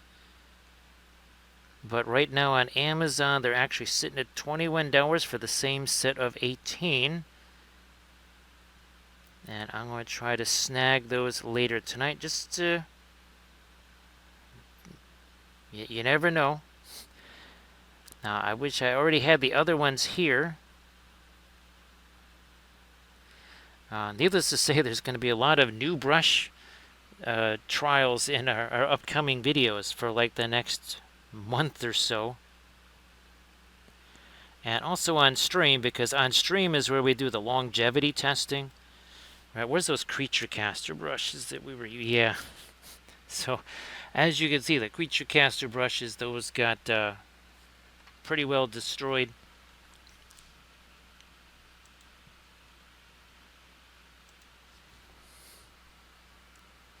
Yeah, they really got beat up really quick.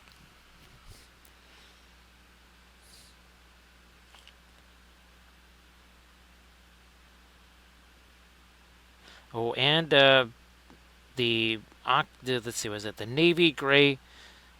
Well, again, I don't really think of it as water washable. They call it water washable, but my Soraya stuff, that's still $21 on Amazon right now. I got another thing of it just because you never know when the price might change. Now, let me get there we go, my blue back up there.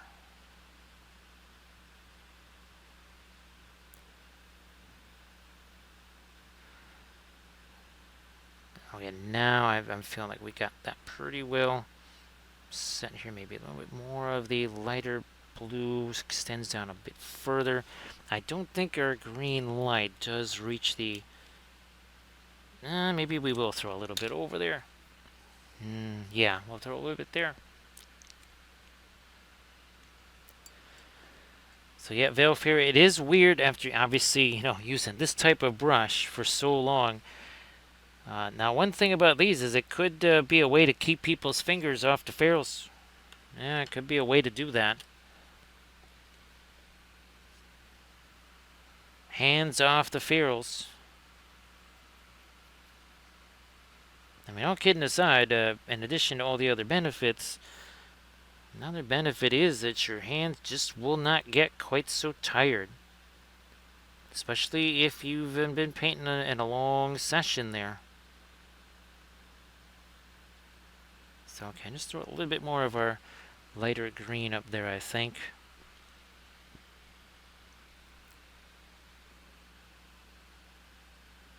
That's for sure, Camda. Hashtag no layers, hashtag no ferrule, hashtag no worries. Get a little bit more of our lighter green here on this. Had to wait for that to set though. There we go. See that?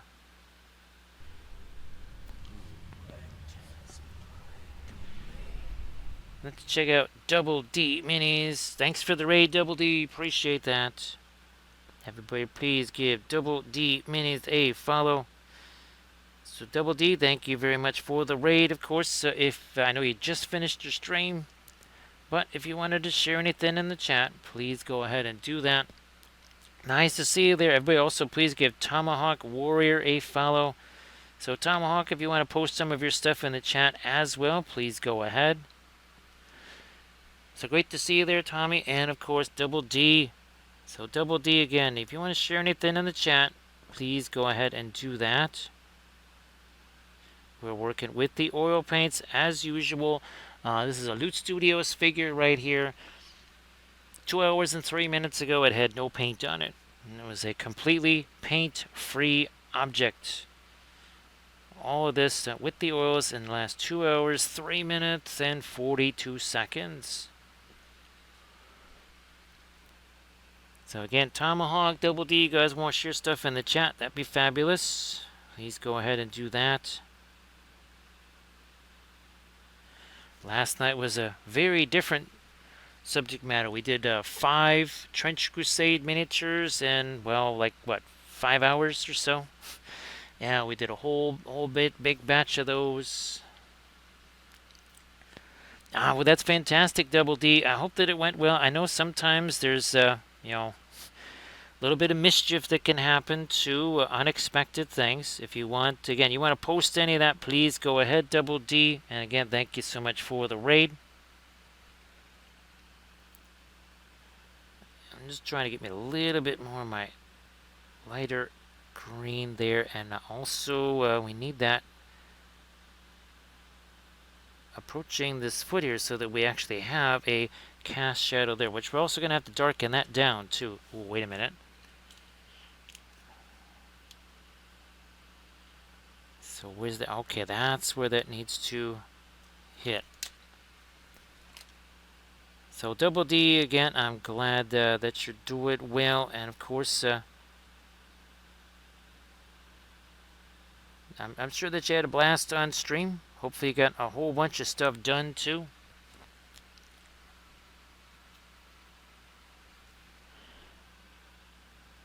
So, oh yeah, well, painting is all about context, right, Camda? Right, it's all about, and so is the stream chat too. It's all about context, right?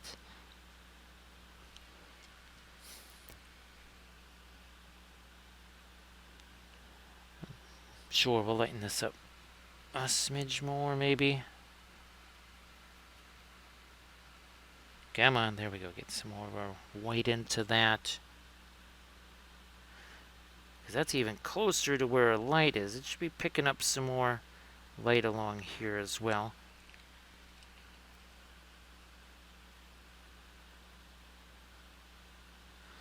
All right.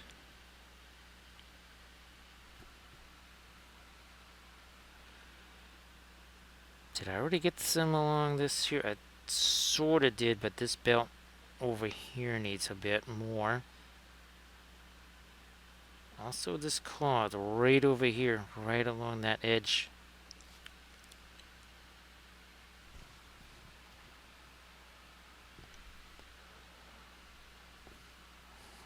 So yeah, Valkyrie, you never know. Even some of our Gandalf encounters, right, could be very spicy indeed if we didn't have the visuals and know the context of them. And again, right now we have a Gandalf on Gwahir print that's going. That's from Devar. That's actually going to still be going until sometime tomorrow morning, I believe. Everybody, please check out that Discord link there that Double D just posted. Everybody, please check that out. And of course, everybody, please give Double D a follow. And again, Tomahawk, if you wanted to share anything in the chat, please go ahead. Actually, Tomahawk, you weren't going to be streaming later tonight, were you?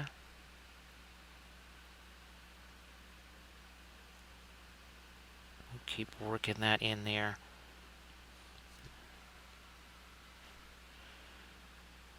We need to catch some more of our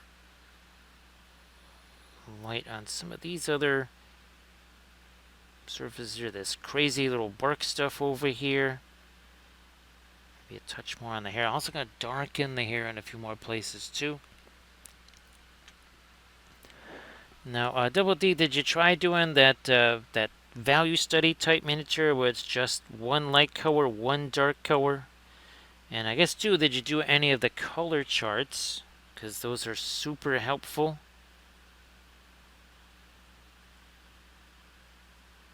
And I've been talking here on the last couple of nights about how I did the culinary version of that. I was initially going to try this very complicated project, and I said, let's simplify this. And it was a really good thing that I did. It was a very good plan. Now that may be a little bit less of the lighter green, and that would go here.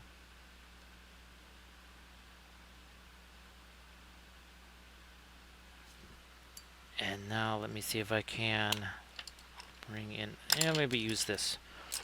Let's use this here.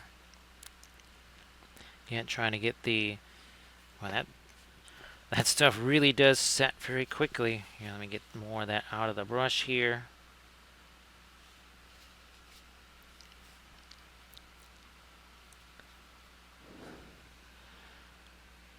And that's where a shadow needs to go.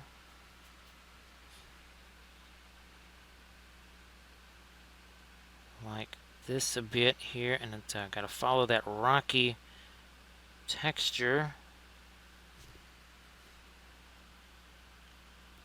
Then more of just a general dark out here.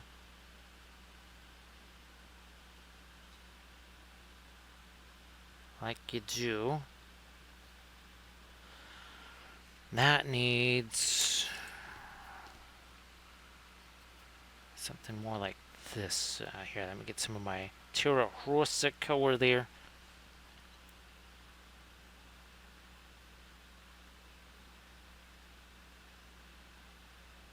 Get another little change of color here instead of the more yellowish browns. That almost has a little bit of magenta on there. So I'll see you later there, Valferret. Actually, hey, Valferret, now that we've got so much more value on here, guess what it's time for? Yes, we should do one of these. Because before we didn't have any of the shading in the ambient light areas. So let's take a looky here. Maybe we'll do this side first for a little parting film noir. Again, it almost doesn't look like there's hardly any lighting. As we bring back, though, our color, well, that really changes things, doesn't it? Again, it's all about, again, that color contrast. Let me see what else here with the... Oh, so some of that does sneak its way up in here. All right, we'll do that. So happy Easter there, Valfira. Again, have yourself a fabulous Sunday. I'll shoot you some messages tomorrow, see how you are doing and such. But thanks, of course, for being here as always. I think a little teensy bit of it snuck its way over here.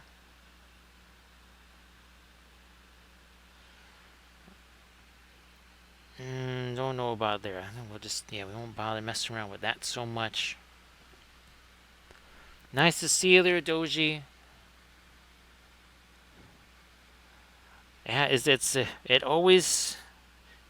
surprising, but not surprising every time, right, Velfira? And of course, Doji, if you want to share any of your fabulous oil-painted miniatures in the chat, please go ahead and do that. So great to see you there, Doji.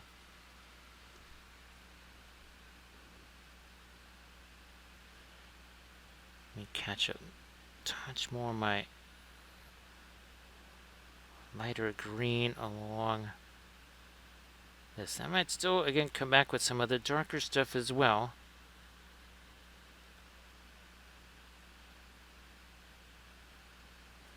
Rotate this around. I don't know about the light on that bottom part there. We might leave that alone.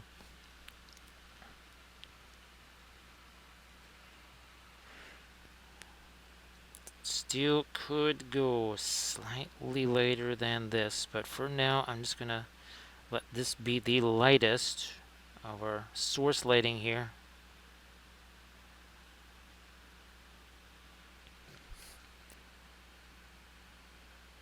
Carry up like so. There we are.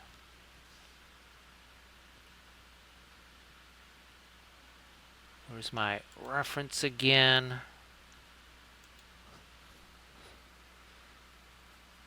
And Doji, yeah, this is one that we actually painted years and years ago as one of the very first Loot Studios prints I ever made.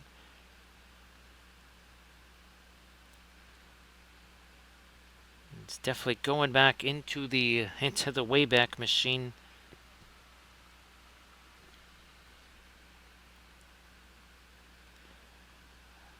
Trying to catch some. There we are. Some of that lighter green on some of this filigree here.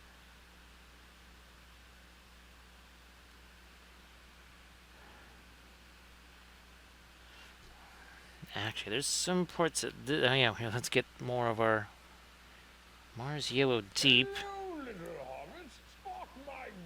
And we're going to try and get the rest of whatever this wood or twine or whatever this is supposed to be, as we also welcome our newest little hobbit. Thank you so much, Bearded Plastic. Appreciate that. So where's the guy with the no arms? He's like, oh, he's like Grumpy Gandalf. I don't know if you want to see him. It's like, well, yeah, I guess if I had no arms, I would be kind of angry. It's like, so that, is that like one of those talking birds? It's like, oh, you mean like your talking horse? I told you never to call him a talking horse. Let's see what happens on our big Gandalf 6. We have actually had 1-6 tonight. Are we going to get one for Bearded Plastic? Ooh, that was close enough. A nice roll there for Bearded Plastic. Thank you so much for the follow. So I'm glad that that color's been going really well for you there, Doji.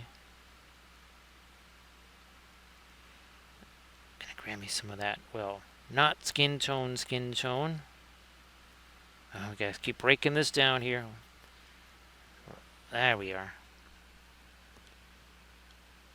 Like I said, some of that we'll hit that with our probably some Van Dyke Brown to darken that. I gotta get me some of my lighter grayish stuff going in the hair too. Did that over there, but we need at least some up here. First, though. Okay, now we're good to go there. We're good to rock and roll there. Let me get this sort of a dingy violet color here. It's not quite like radiant gray, but well, let's not thin that down too much.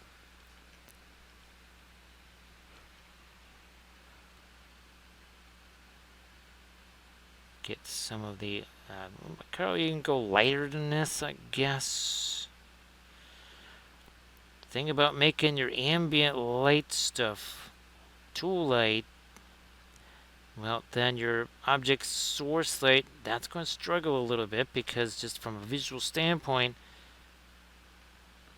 just regular light is going to exceed the brightness of your source lighting. That's just going to make your source lighting very dingy by comparison.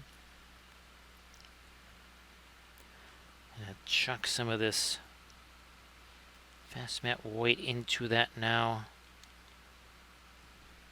It's also a little bit thicker too.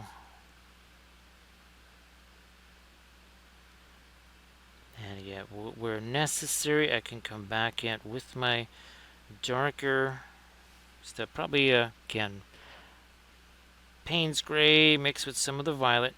And we can darken down some of the hair. How you doing there, Grand Oracle? Much appreciated. So yeah, Grand Oracle, I'm going to try to get those same brushes that you got there on the Amazons, because those have dropped down to 21.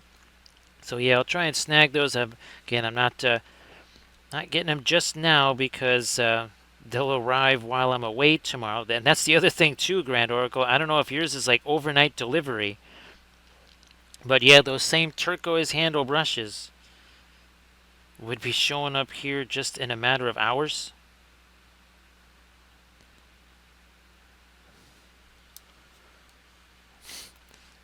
So Grand Oracle, great to see you again. Of course, thank you so much for the bits there. Appreciate that.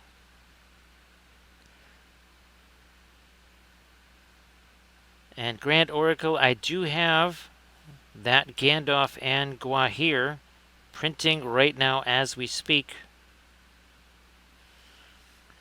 It was a sort of a long print, I guess, with the wings, right? Because those wings are kind of pointed straight up there.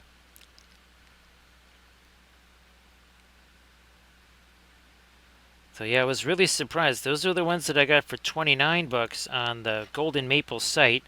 But right now on Amazon, they're 21. I think they were reduced, something like 27% or whatever. Those didn't even show up on my Amazon. It must have been because we were talking about them on stream, right? It kind of like, what was it? Oh yeah, our War of the Ring board game. Where before the stream I said, oh, it's 120 bucks. I'll just wait to get it. And by the time the stream was over, it said recommended for you, War of the Ring board game, 79 bucks. I'm going to go back to my darker stuff for... Yeah, here's some accents. Here's some... it is on that here. Let's see if we can start doing some stuff around the eyes here too. We need that to be a little darker.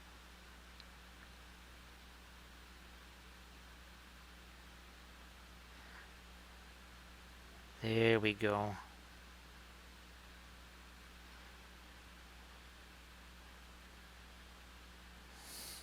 Let me get this one with a pupil as well.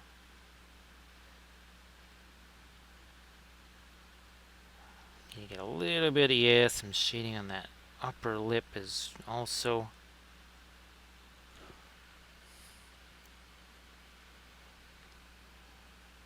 Now, of course, Grand Oracle, for whatever reason, the the yacht, the 100-foot-long yacht, the $10 million, and some of the other things that I requested, those, for whatever reason, those haven't shown up. I don't know what, but there must be, maybe there's a short in the line or something like that, Grand Oracle, and they're just not hearing that request. Because, yeah, for whatever reason, all the other stuff, that has gone unfulfilled, those other requests. It's a mystery, that's for sure. And I'm pretty sure on the original one I did not notice that there's actually gaps in the wrappings there. Oh geez, we need to get some more of our gold color on that. Try and get a couple of dirks over here first, though. Like that.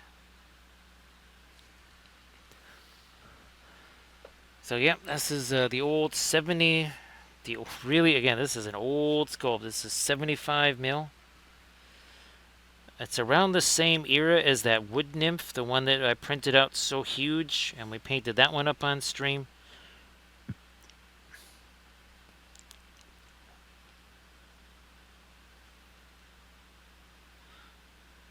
Now, oh yeah, more of my darks over here.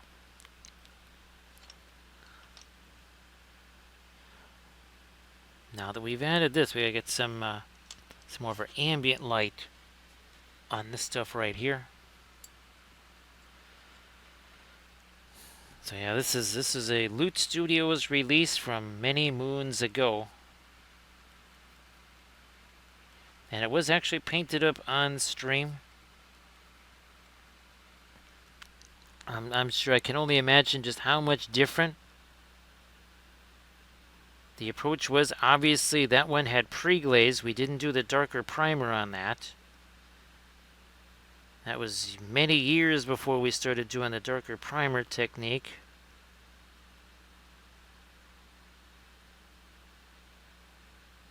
Not quite what we want there.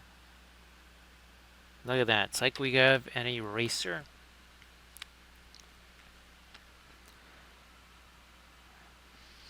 Now, thanks. Yeah, it is sometimes very nice, right, Grant Oracle, to just have that sort of open space to work with. And so, what was the, oh yeah, the buckle golems. That's right. Yes, with all the buckles on them. It seems like that craze has maybe come and gone. There doesn't seem to be quite as much with the buckle golems anymore.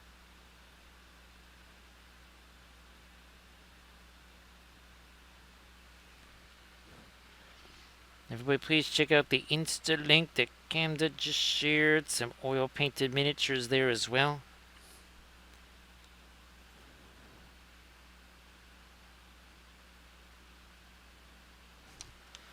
Let me work this out in here too.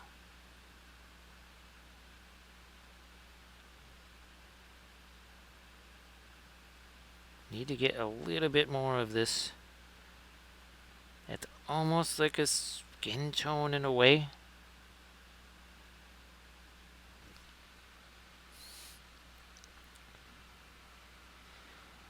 Yeah, that's obviously, well, now I got those enclosed shelving units that I kind of reorganized stuff in.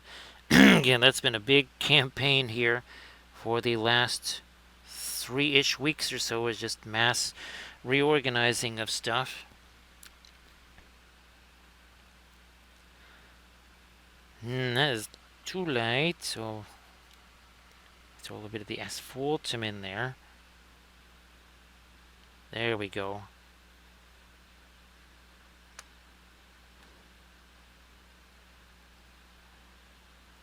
All the way down there. We do have some of the bluish skin there. We'll have to try and make that a little bit lighter, I think.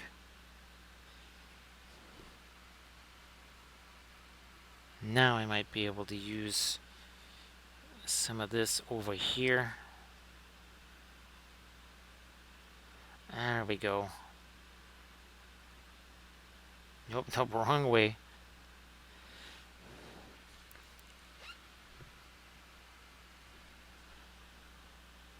Now that sets in shadow. Let's not go too light with that.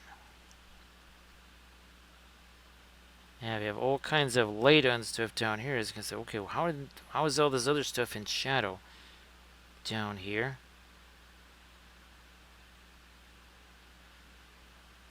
I do need to get some lighter blue on the toes there. Hopefully this won't be too light. So hopefully Doji having a nice weekend there. and having a great Sunday with the family.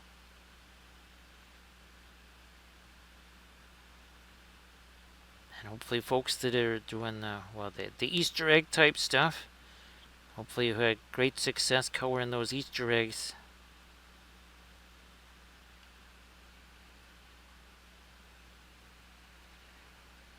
More of our darker blue.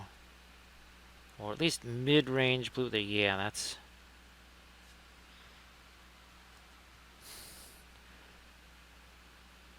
hopefully not too late. Yeah, it's getting a little too late. So we'll back away.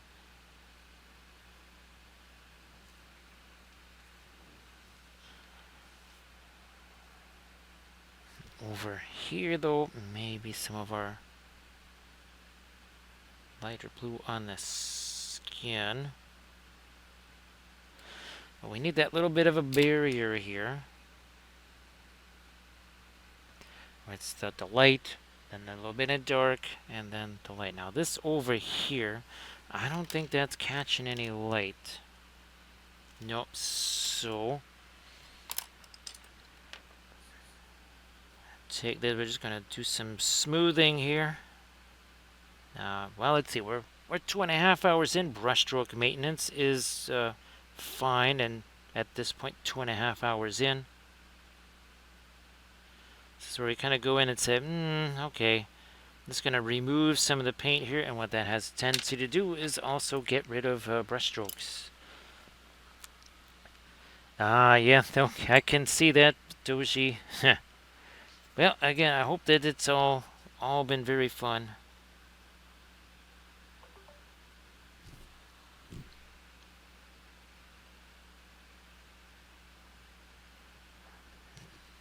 I wonder, let me go a little darker here with the... maybe that is it, because I don't want to have to keep going lighter and lighter and lighter in an area here, especially where we're trying to do that little bit of light sourcing on top of it.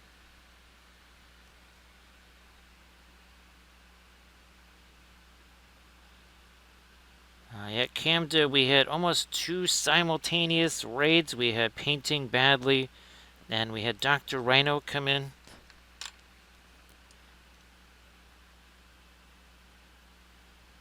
And that was very early in the process too, Camden. Yeah, I was really just establishing the object source lighting at that point. So there was not a whole lot of stuff on here. Well, we are doing a little Grand Oracle. I'm using that sap green. Obviously, it's a defunct alkyd now because it's one of the Gamblin fast matte ones that don't exist anymore. But that's been interesting for helping to create some of our mid-tone and deeper stuff in our green source lighting. It was pretty early on there, Camda. Yeah, wasn't very far into the stream when we had 1 or 2 folks join us. And again, thanks for everybody that has joined. Thanks for everybody that has stayed with us here. And hopefully some of the things that we talked about very early on, you're starting to see those all kind of come to fruition here as we continue with this.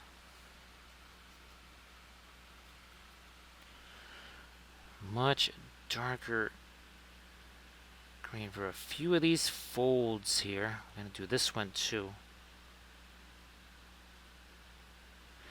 But I needed to wait to let that set, and the darker that gets, right, the lighter all of our source lighting gets too.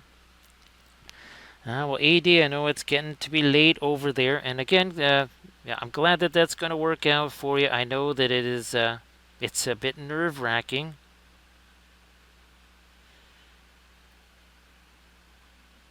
And of course, everybody please give AD Creations a follow. And AD, if you wanted to post your Resin Beast stuff again. And I think what you said, you have 1 more session on the trophy, and that should pretty much finish up the trophy.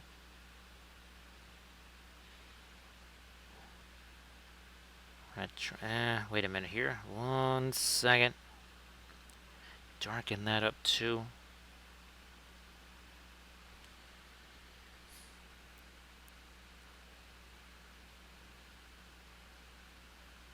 Now, of course, it doesn't hurt having painted this once before, kind of knowing where all the different harder to reach areas are, that sort of thing.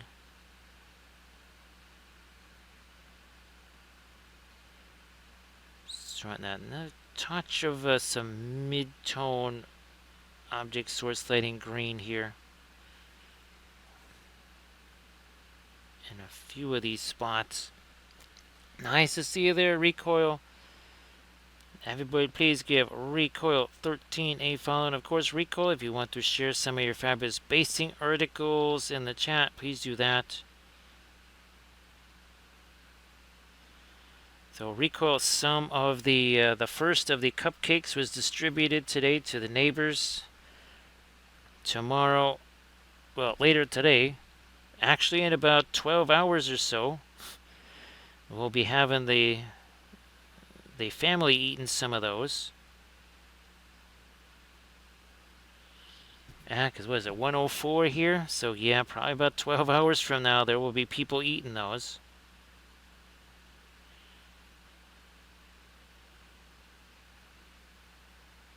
Let me see if I can, yeah, let me try to do a little bit of resolution here with some of our Van Dyke Brown here.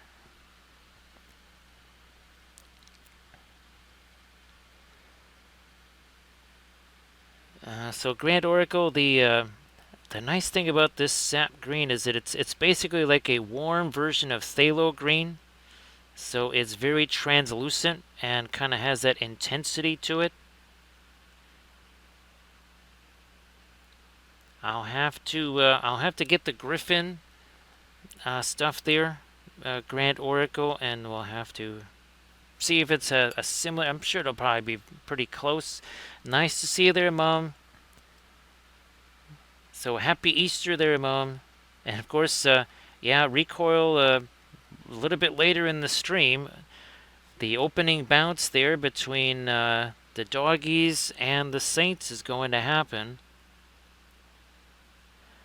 And of course, it looks like the Suns' early ride at the top of the ladder is kind of coming to a bit of an end here, having lost to the Tigers.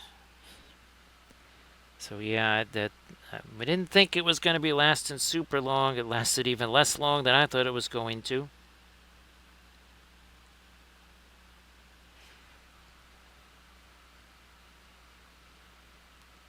So, Mom, I hope that you got some a fun Sunday dinner. I'm sure Rico is going to come up with something amazing for a Sunday dinner there.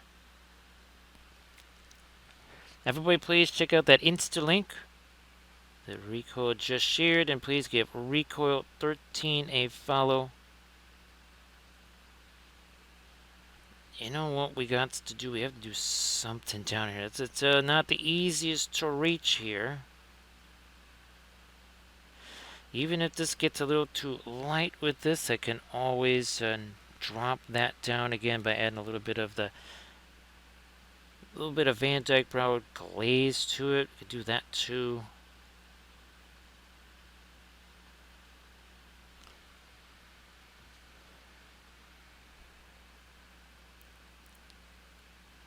So yeah, I think that's a second loss for the Suns this season, I believe.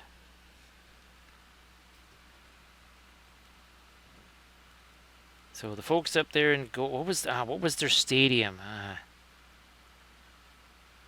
I remember the first time I saw some games there was well, they probably changed the naming rights of it anyways.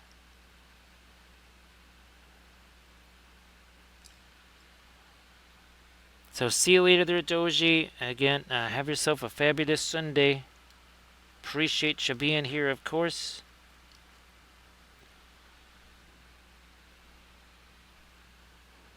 Now, this has even a little bit more of the magenta in it here.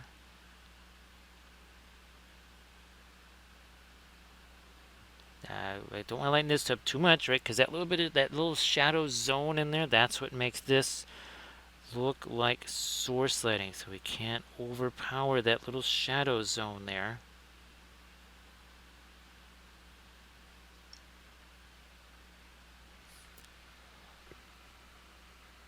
So again, Mom, it's fantastic to see you. And of course, a happy Easter to you.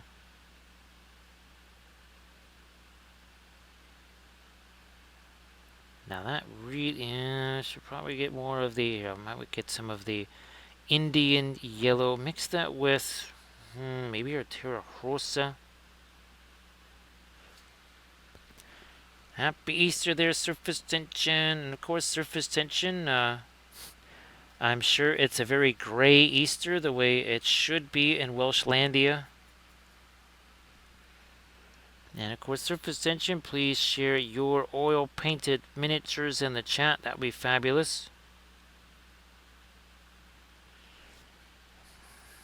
Because in Wales, the artist palette has every shade of gray.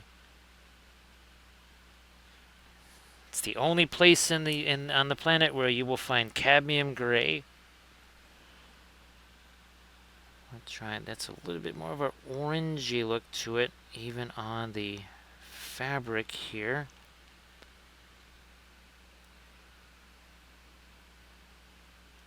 Geez, that's getting to be quite the epidemic there, surface tension.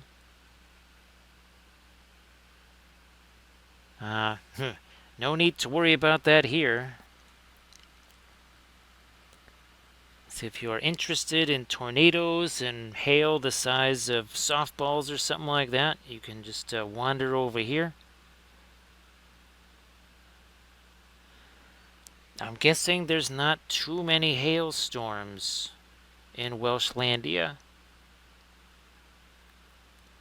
As we just gonna get a little bit more of this light right along this corridor here on this cloth.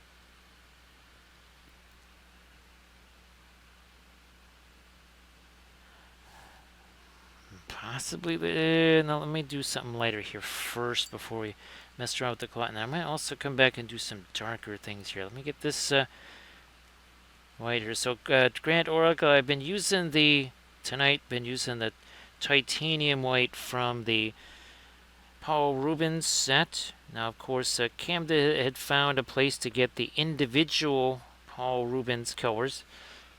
I still haven't figured out quite how to get into that particular app there. Trying to get me a little more of this light here. That worked its way up too close to the top. Again, we'll come back with some dark and cut some of that off, I think. So yeah, Grant Oracle, I forget which video it was. Actually, it was, I think it was the video with, oh gosh, where we were doing the fluorescent alkyds, or the fluorescent Paul Rubens. So that was episode 3 of that particular series. And I used the titanium white there, and that's when I found out, wow, this stuff actually sets pretty darn quick. And I've used it on a couple of streams. I think I might have used it on the orc ships there. It was either that or not the Necron ship. It had to be the orc ships then.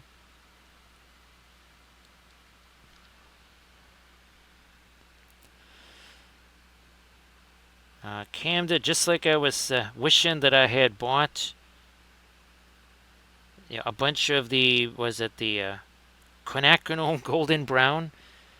Back in the day, I could have set up like a whole black market of that stuff. Trying to get me to see a little bit more of the light up here on this stuff right here. Nice to see you there, Hecatone. So Hecatone, happy Sunday, happy Easter, all that good stuff. And here's hoping that your painting goes well. And if there's anything that you would want to share in the chat, please go ahead and do that, of course.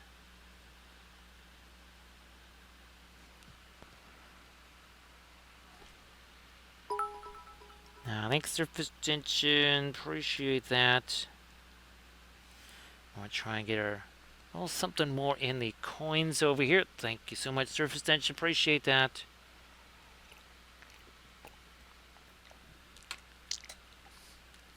I'm glad you're able to get some painting in there, Hecatone. Oh, gee whiz. Let's lighten up some of this here, too. We also got to get some more light in the blue, I think. Yeah. I also have to try and do some of the dreaded little highlights in the eyes here. Oh, that's no problem, Hecatone.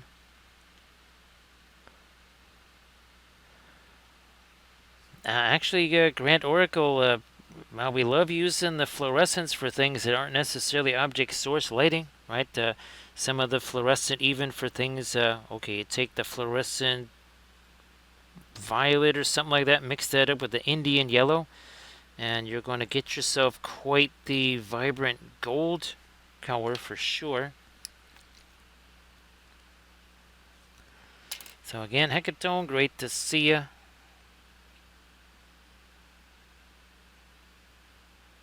There's, okay, now we're starting to get some of the really, yeah, light stuff on the bottom of those coins there.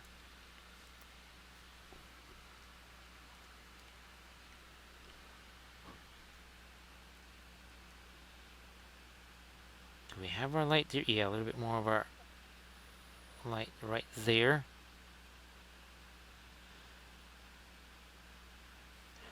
These, we lightened it up over here with our green. Now we got to do this, well, rope or belt, whatever this is. There's like layer upon layer of belts here.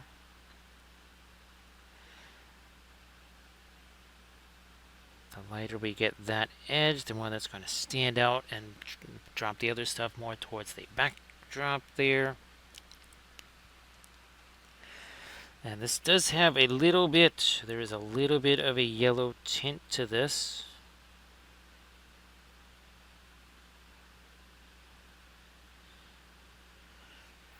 Now let's see again. I don't know exactly how many years ago it was, but a while ago we painted this one. So that is what we are using. Kind of, I might get a little bit. I do like the grayish colors that we've got. Well, I'm gonna get me some more of that green or maybe some violet in those coins there. Now that I'm looking at that, like right over here. Let me see what happens with some cooler green. Let me try this here.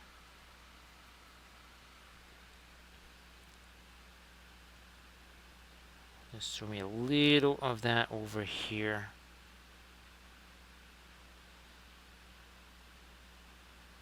I suppose.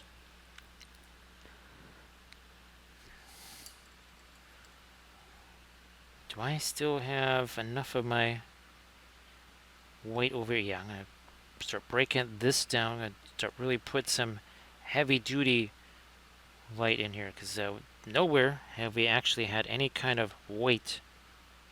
There's really light stuff, but no actual weight. Surface tension, there would be no, you would have work forever, right?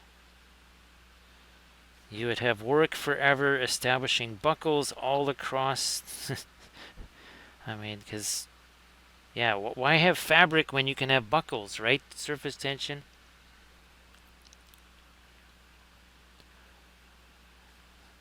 Trying to catch a little bit of this very lightest stuff here.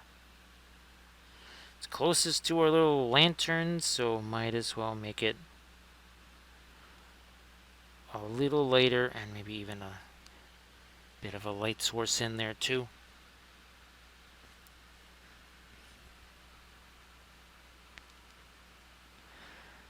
Yep, surface tension. I mean, it's a bit like cornering the market on all of the gray pigments there in Welshlandia. Of course, yeah, if you can corner the market on quinacridone golden gray, just imagine the kind of money that you could make there in Welshlandia. Or in Yinmin gray. Yeah, don't forget Yin Min Gray surface tension. Again, tons of money in that.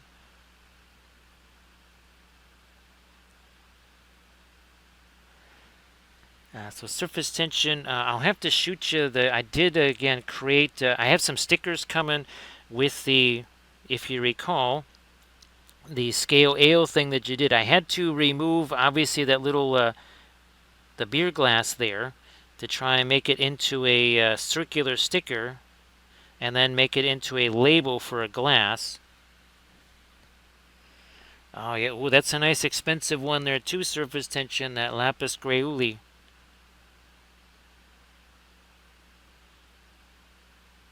Actually, surface tension, now I'm visualizing an AI image, like a museum type of thing, right? Like a geology museum or something, exhibit in a museum. And instead of it saying lapis lazuli, it says lapis lazuli. And it's got, origin, Wales.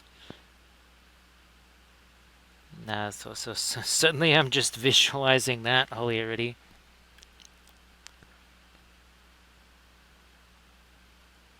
I want to try and get me something a little bit like right here on the hair, right on this edge. Kind of did the same on the other one. Been sort of waiting for some of that, the glazes that we did in the hair to set. And if it gets too late, I can always drop that back a little bit too.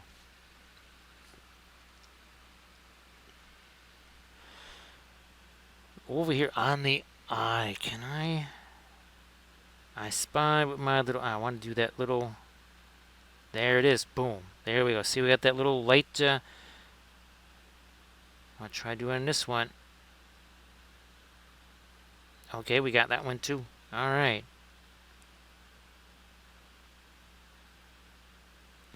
Now, this is the one thing, the reason why I'm getting all these other brushes is to preserve these liner brushes, because these are more expensive and they do the thing that so far those other brushes are not able to do this, because the bristles, they're just not quite, they're just not firm enough.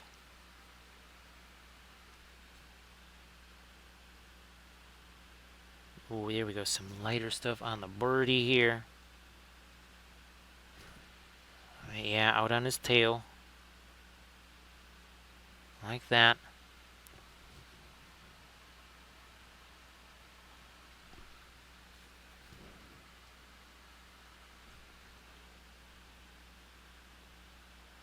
Oh, we definitely needed our lighter yellow out there.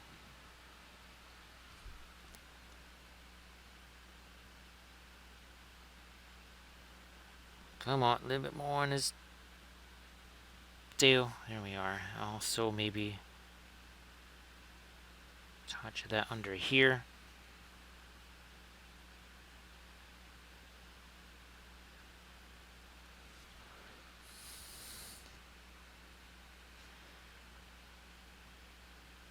I wonder, it's been so long since I've seen the bust version of this. I don't remember if the bird is part of the bust. It's been a long time. I don't remember.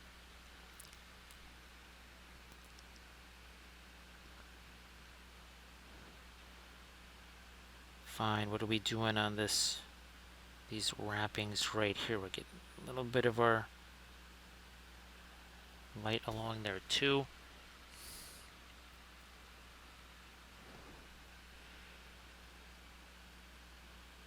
Don't want to make those too light.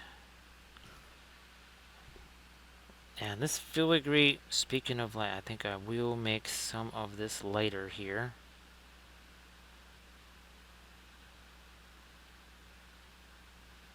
Yeah, we'll do that.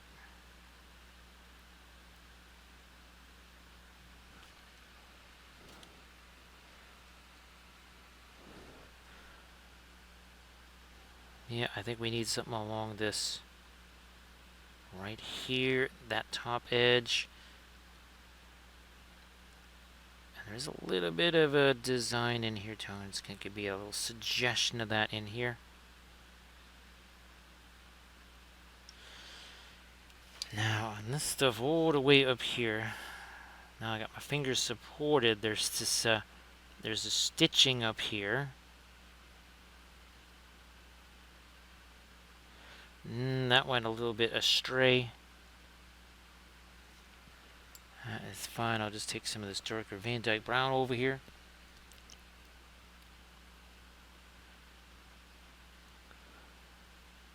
That'll work.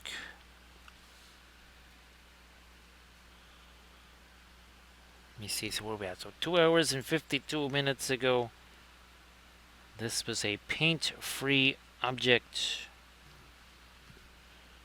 There was no paint on here.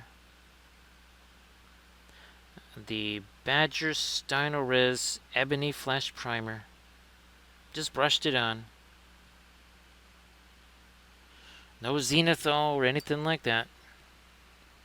Just straight up old regular primer. Started out with our lighter dry brush. We did some of the glaze stuff, it was the same exact steps that we took on those Trench Crusade figures last night. Obviously, some of the color choices here are a little bit more luminous than what we were doing last night on the Trench Crusade figs.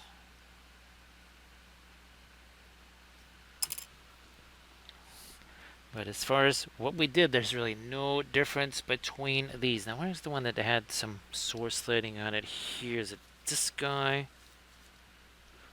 Yeah. So basically, last night we were painting 5 of these, and this and this. It's essentially the same concept of how we approached it.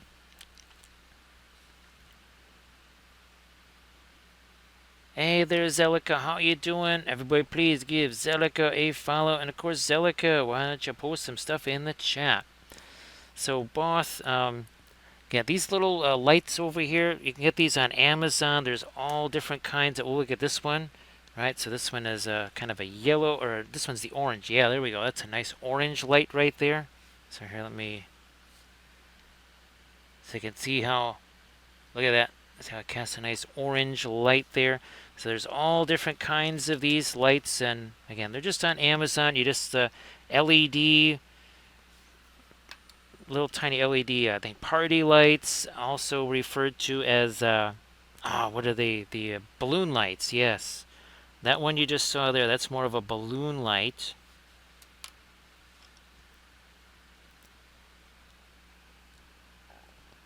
And again, those are typically 40, 60 of them, maybe 6 to 8 hours for the whole batch of them.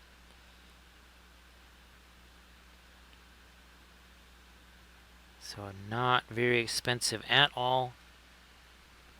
So you can look up balloon lights, and there's also kind of the party favorite lights. Now, again, when you look on Amazon, make sure they're the LED ones, and you also want to make sure they're not the flashing ones. So apparently some folks have gotten those, and they ended up being the flashing light versions. So make sure that they're constant light and not the flashing light version. And they work really, really, really well for all kinds of light ref. I even put them in my buildings. Nice to see you there, Sea Dragon. Sea Dragon, if you want to share anything in the chat, please go ahead. Great to see you there, Sea Dragon. Actually reflecting a little bit of the yellow, or some of the blue in the belt there, just a tiny bit of it. I'm going to soften up that edge a bit, and now we need to maybe get that a little bit lighter on the blue side over here with the skin tone.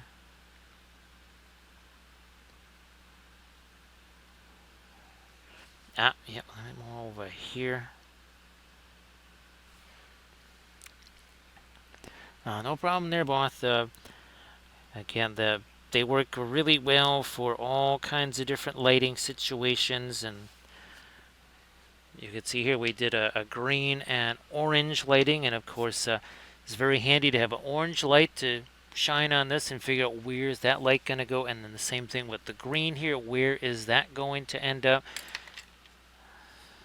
And the nice thing is you can just take a picture. Right, once you've got your light kind of set up where you want it to be, you take a picture and you got a nice photo reference to work from.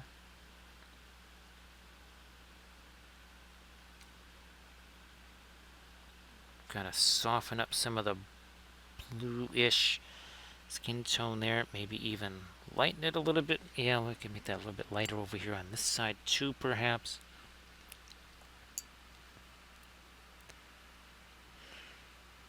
So again, Sea Dragon, thank you for joining here. Appreciate that.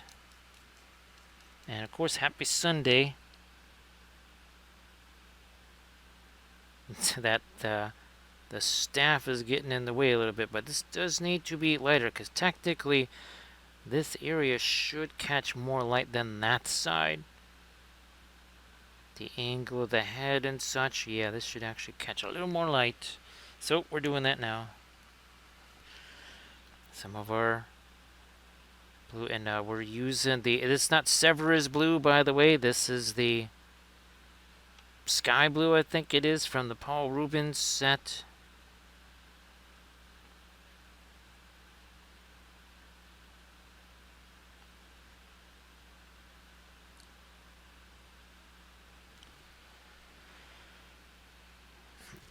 I'm gonna go with this darker, where's my Prussian blue here? Yeah, I'm gonna take this darker Prussian blue.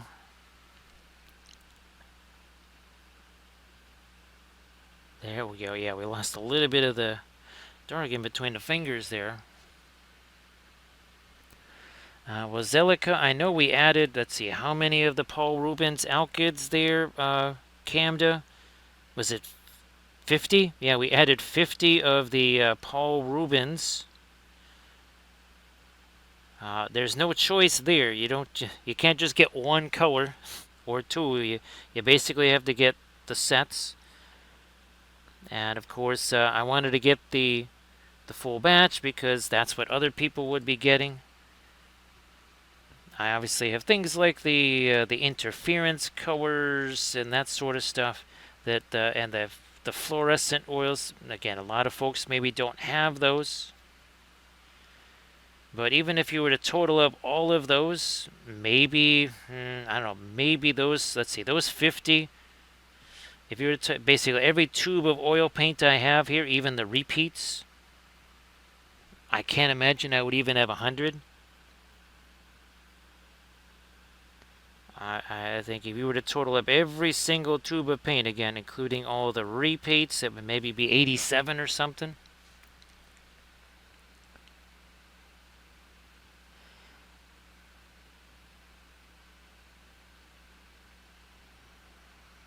I might need to come back and do a little bit more on my dark there.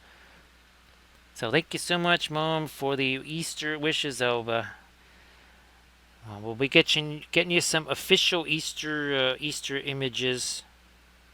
Not all that long from now, Mom. Because again, in about 12 hours, it's going to be, I guess, Easter in Wappelville. And that's where we officially find out how successful we were with the cupcakes there.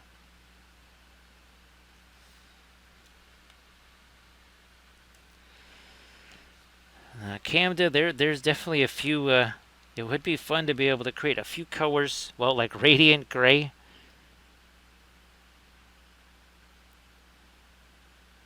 Where we just take our radiant violet and radiant green, mix them together, and well, there's radiant gray.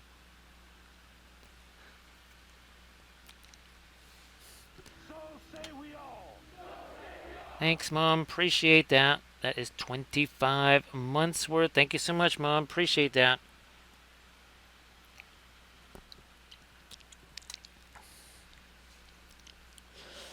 Oh, we're doing. Yeah, that's okay. We need to lighten this up just a smidge right over there. So, Mom, I'm sure again you got some kind of a special Easter something or whatever that Recoil is concocting over there. I'm sure there's going to be something tremendous and fabulous. Yeah, surface tension, I mean, what are we working here with? We got, let's see, 5. So there's about 12 colors on the palette. Angelica, that's kind of an average palette right there. Somewhere between 12 to 15 colors max is a typical oil paint palette. Now again, some of those are more specialized colors. And some of them, you get into things like, say, where's our... Is this our... No, that's the Richardson stuff there. Where you get into more like the Williamsburg, where it is something like this here, where it's a Series 6 or a Series 7, like our turquoise. And I think it's the Puro Orange is also, that is a Series 7. So those are highly specialized colors. So Zelica, yeah, the oils, they get mixed all the time. There is no need to, I mean, we mix the alkyds with the regular oils all the time. The fluorescents with the regular oils all the time. I mean, oils and acrylics, not so much. You don't mix those together, but yeah, any oil paint mixes into any oil paint with no problemos.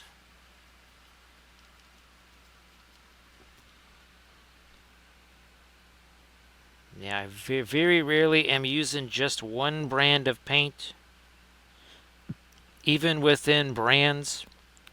So let's say Winsor Newton, the Griffins, the Alkids, that's a separate line of paint within the Winsor Newton line.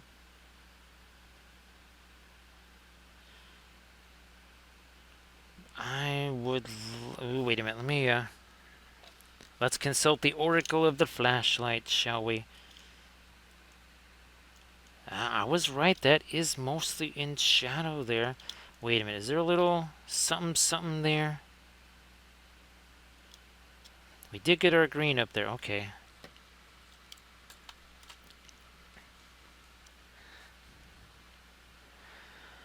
Surface tension, you remember that story I told? It was years ago. Somebody they wanted basically to have like a little one-on-one sort of paint session thing, and I was at their house, and they had the proverbial wall of paint. Now, this person had, shall we say, means. They had a lot of money. The wall of paint was from basically waist high to the ceiling, like 5 or 6 shelves high, and it went like 10 feet from one side to the other. So they had an entire like game store worth of paint sitting in their house, and I painted an entire miniature by the time they had selected one red, because they were looking at so many different paints. They were trying to select the perfect red. Needless to say, the next day I grabbed 7 paints off of the shelf there in about 2 seconds, and I said, "That's your paint. Sit down and start painting. No more fooling around." I'm going to get this some of this Payne's gray here. Speaking of Welsh gray. That's what we need in here. There we go. It's like there's just a whole panoply of warm colors. We needed something more neutral, something again more towards the gray. There we go. It's also darker. That is more like it. I was doing we had some of the reddish colors in there, so a little magenta even, which was helpful, but still not quite doing it. Here I'm actually going to go, we're speaking of our sap green. Let me do this. Let me change that around. So that's going to have to wait. Won't mess with that. We are... Man, oh man, that fluorescent from the Paul Rubens, that sets up might quick there. That is just a big old chunk on the palette there. Try to get some of this here green on little Mr. Birdie over here.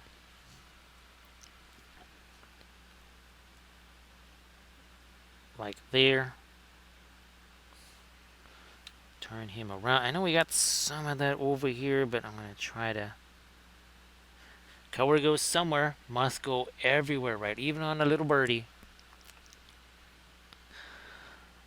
So yeah, surface tension. Can you imagine what it would have been like in our watercolor class where you got one color and it was called brown?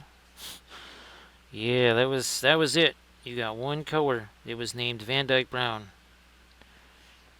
And that was all you had for, I think, 3 months. 5 months in, you had 3 colors.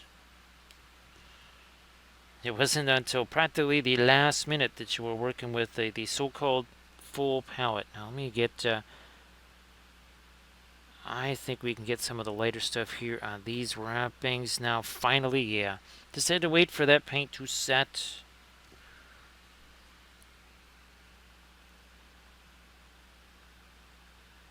Don't want to go too light on this. If we do, it's going to get jinky. Make that lighter there as well. Now, I haven't done a whole bunch on this little branch thing down here. So I'm going to grab me this guy. I like that gray. We're going to take this here violet, going to mix it with our Payne's gray. There you go.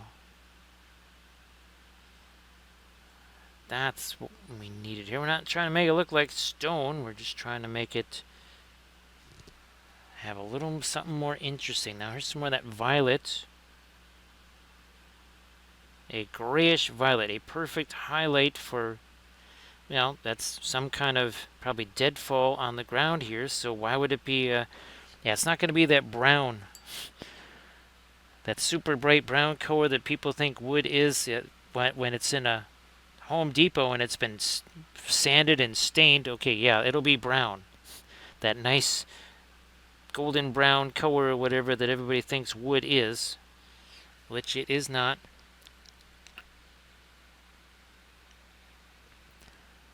That sounds really good there, surface tension. If you got that link handy or something, you want to share that.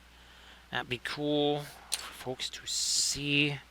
Now I'm going to take my yellow here, also some of this green. Now we're going to try and get some of that over here.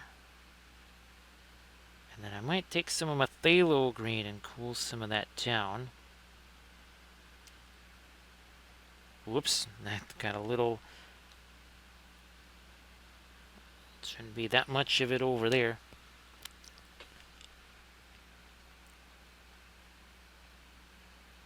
Oh, there was going to be another little...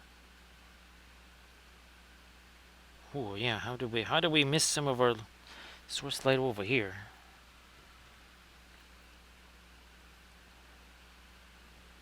I think I'm going to have to... Yeah, let's get some more of that light over in here. Otherwise, we're just not going to have that cast shadow going. So get more of our light here. Come on, all the way down there.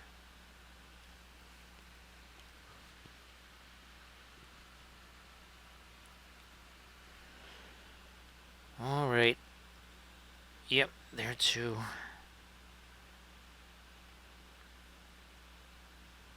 So, of course, like we were talking about, I do believe it was either last night or the stream before, the best ability is availability.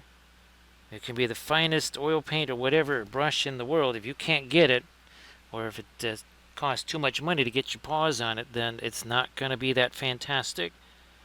And that's why I've been experimenting with some of these other things, like the Paul Rubens oils, the golden maple brushes. They just seem to be much more universally available, and that's a big deal.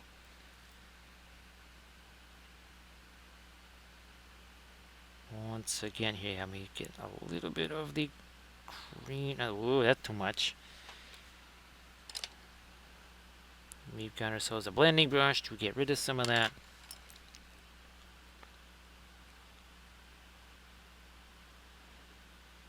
And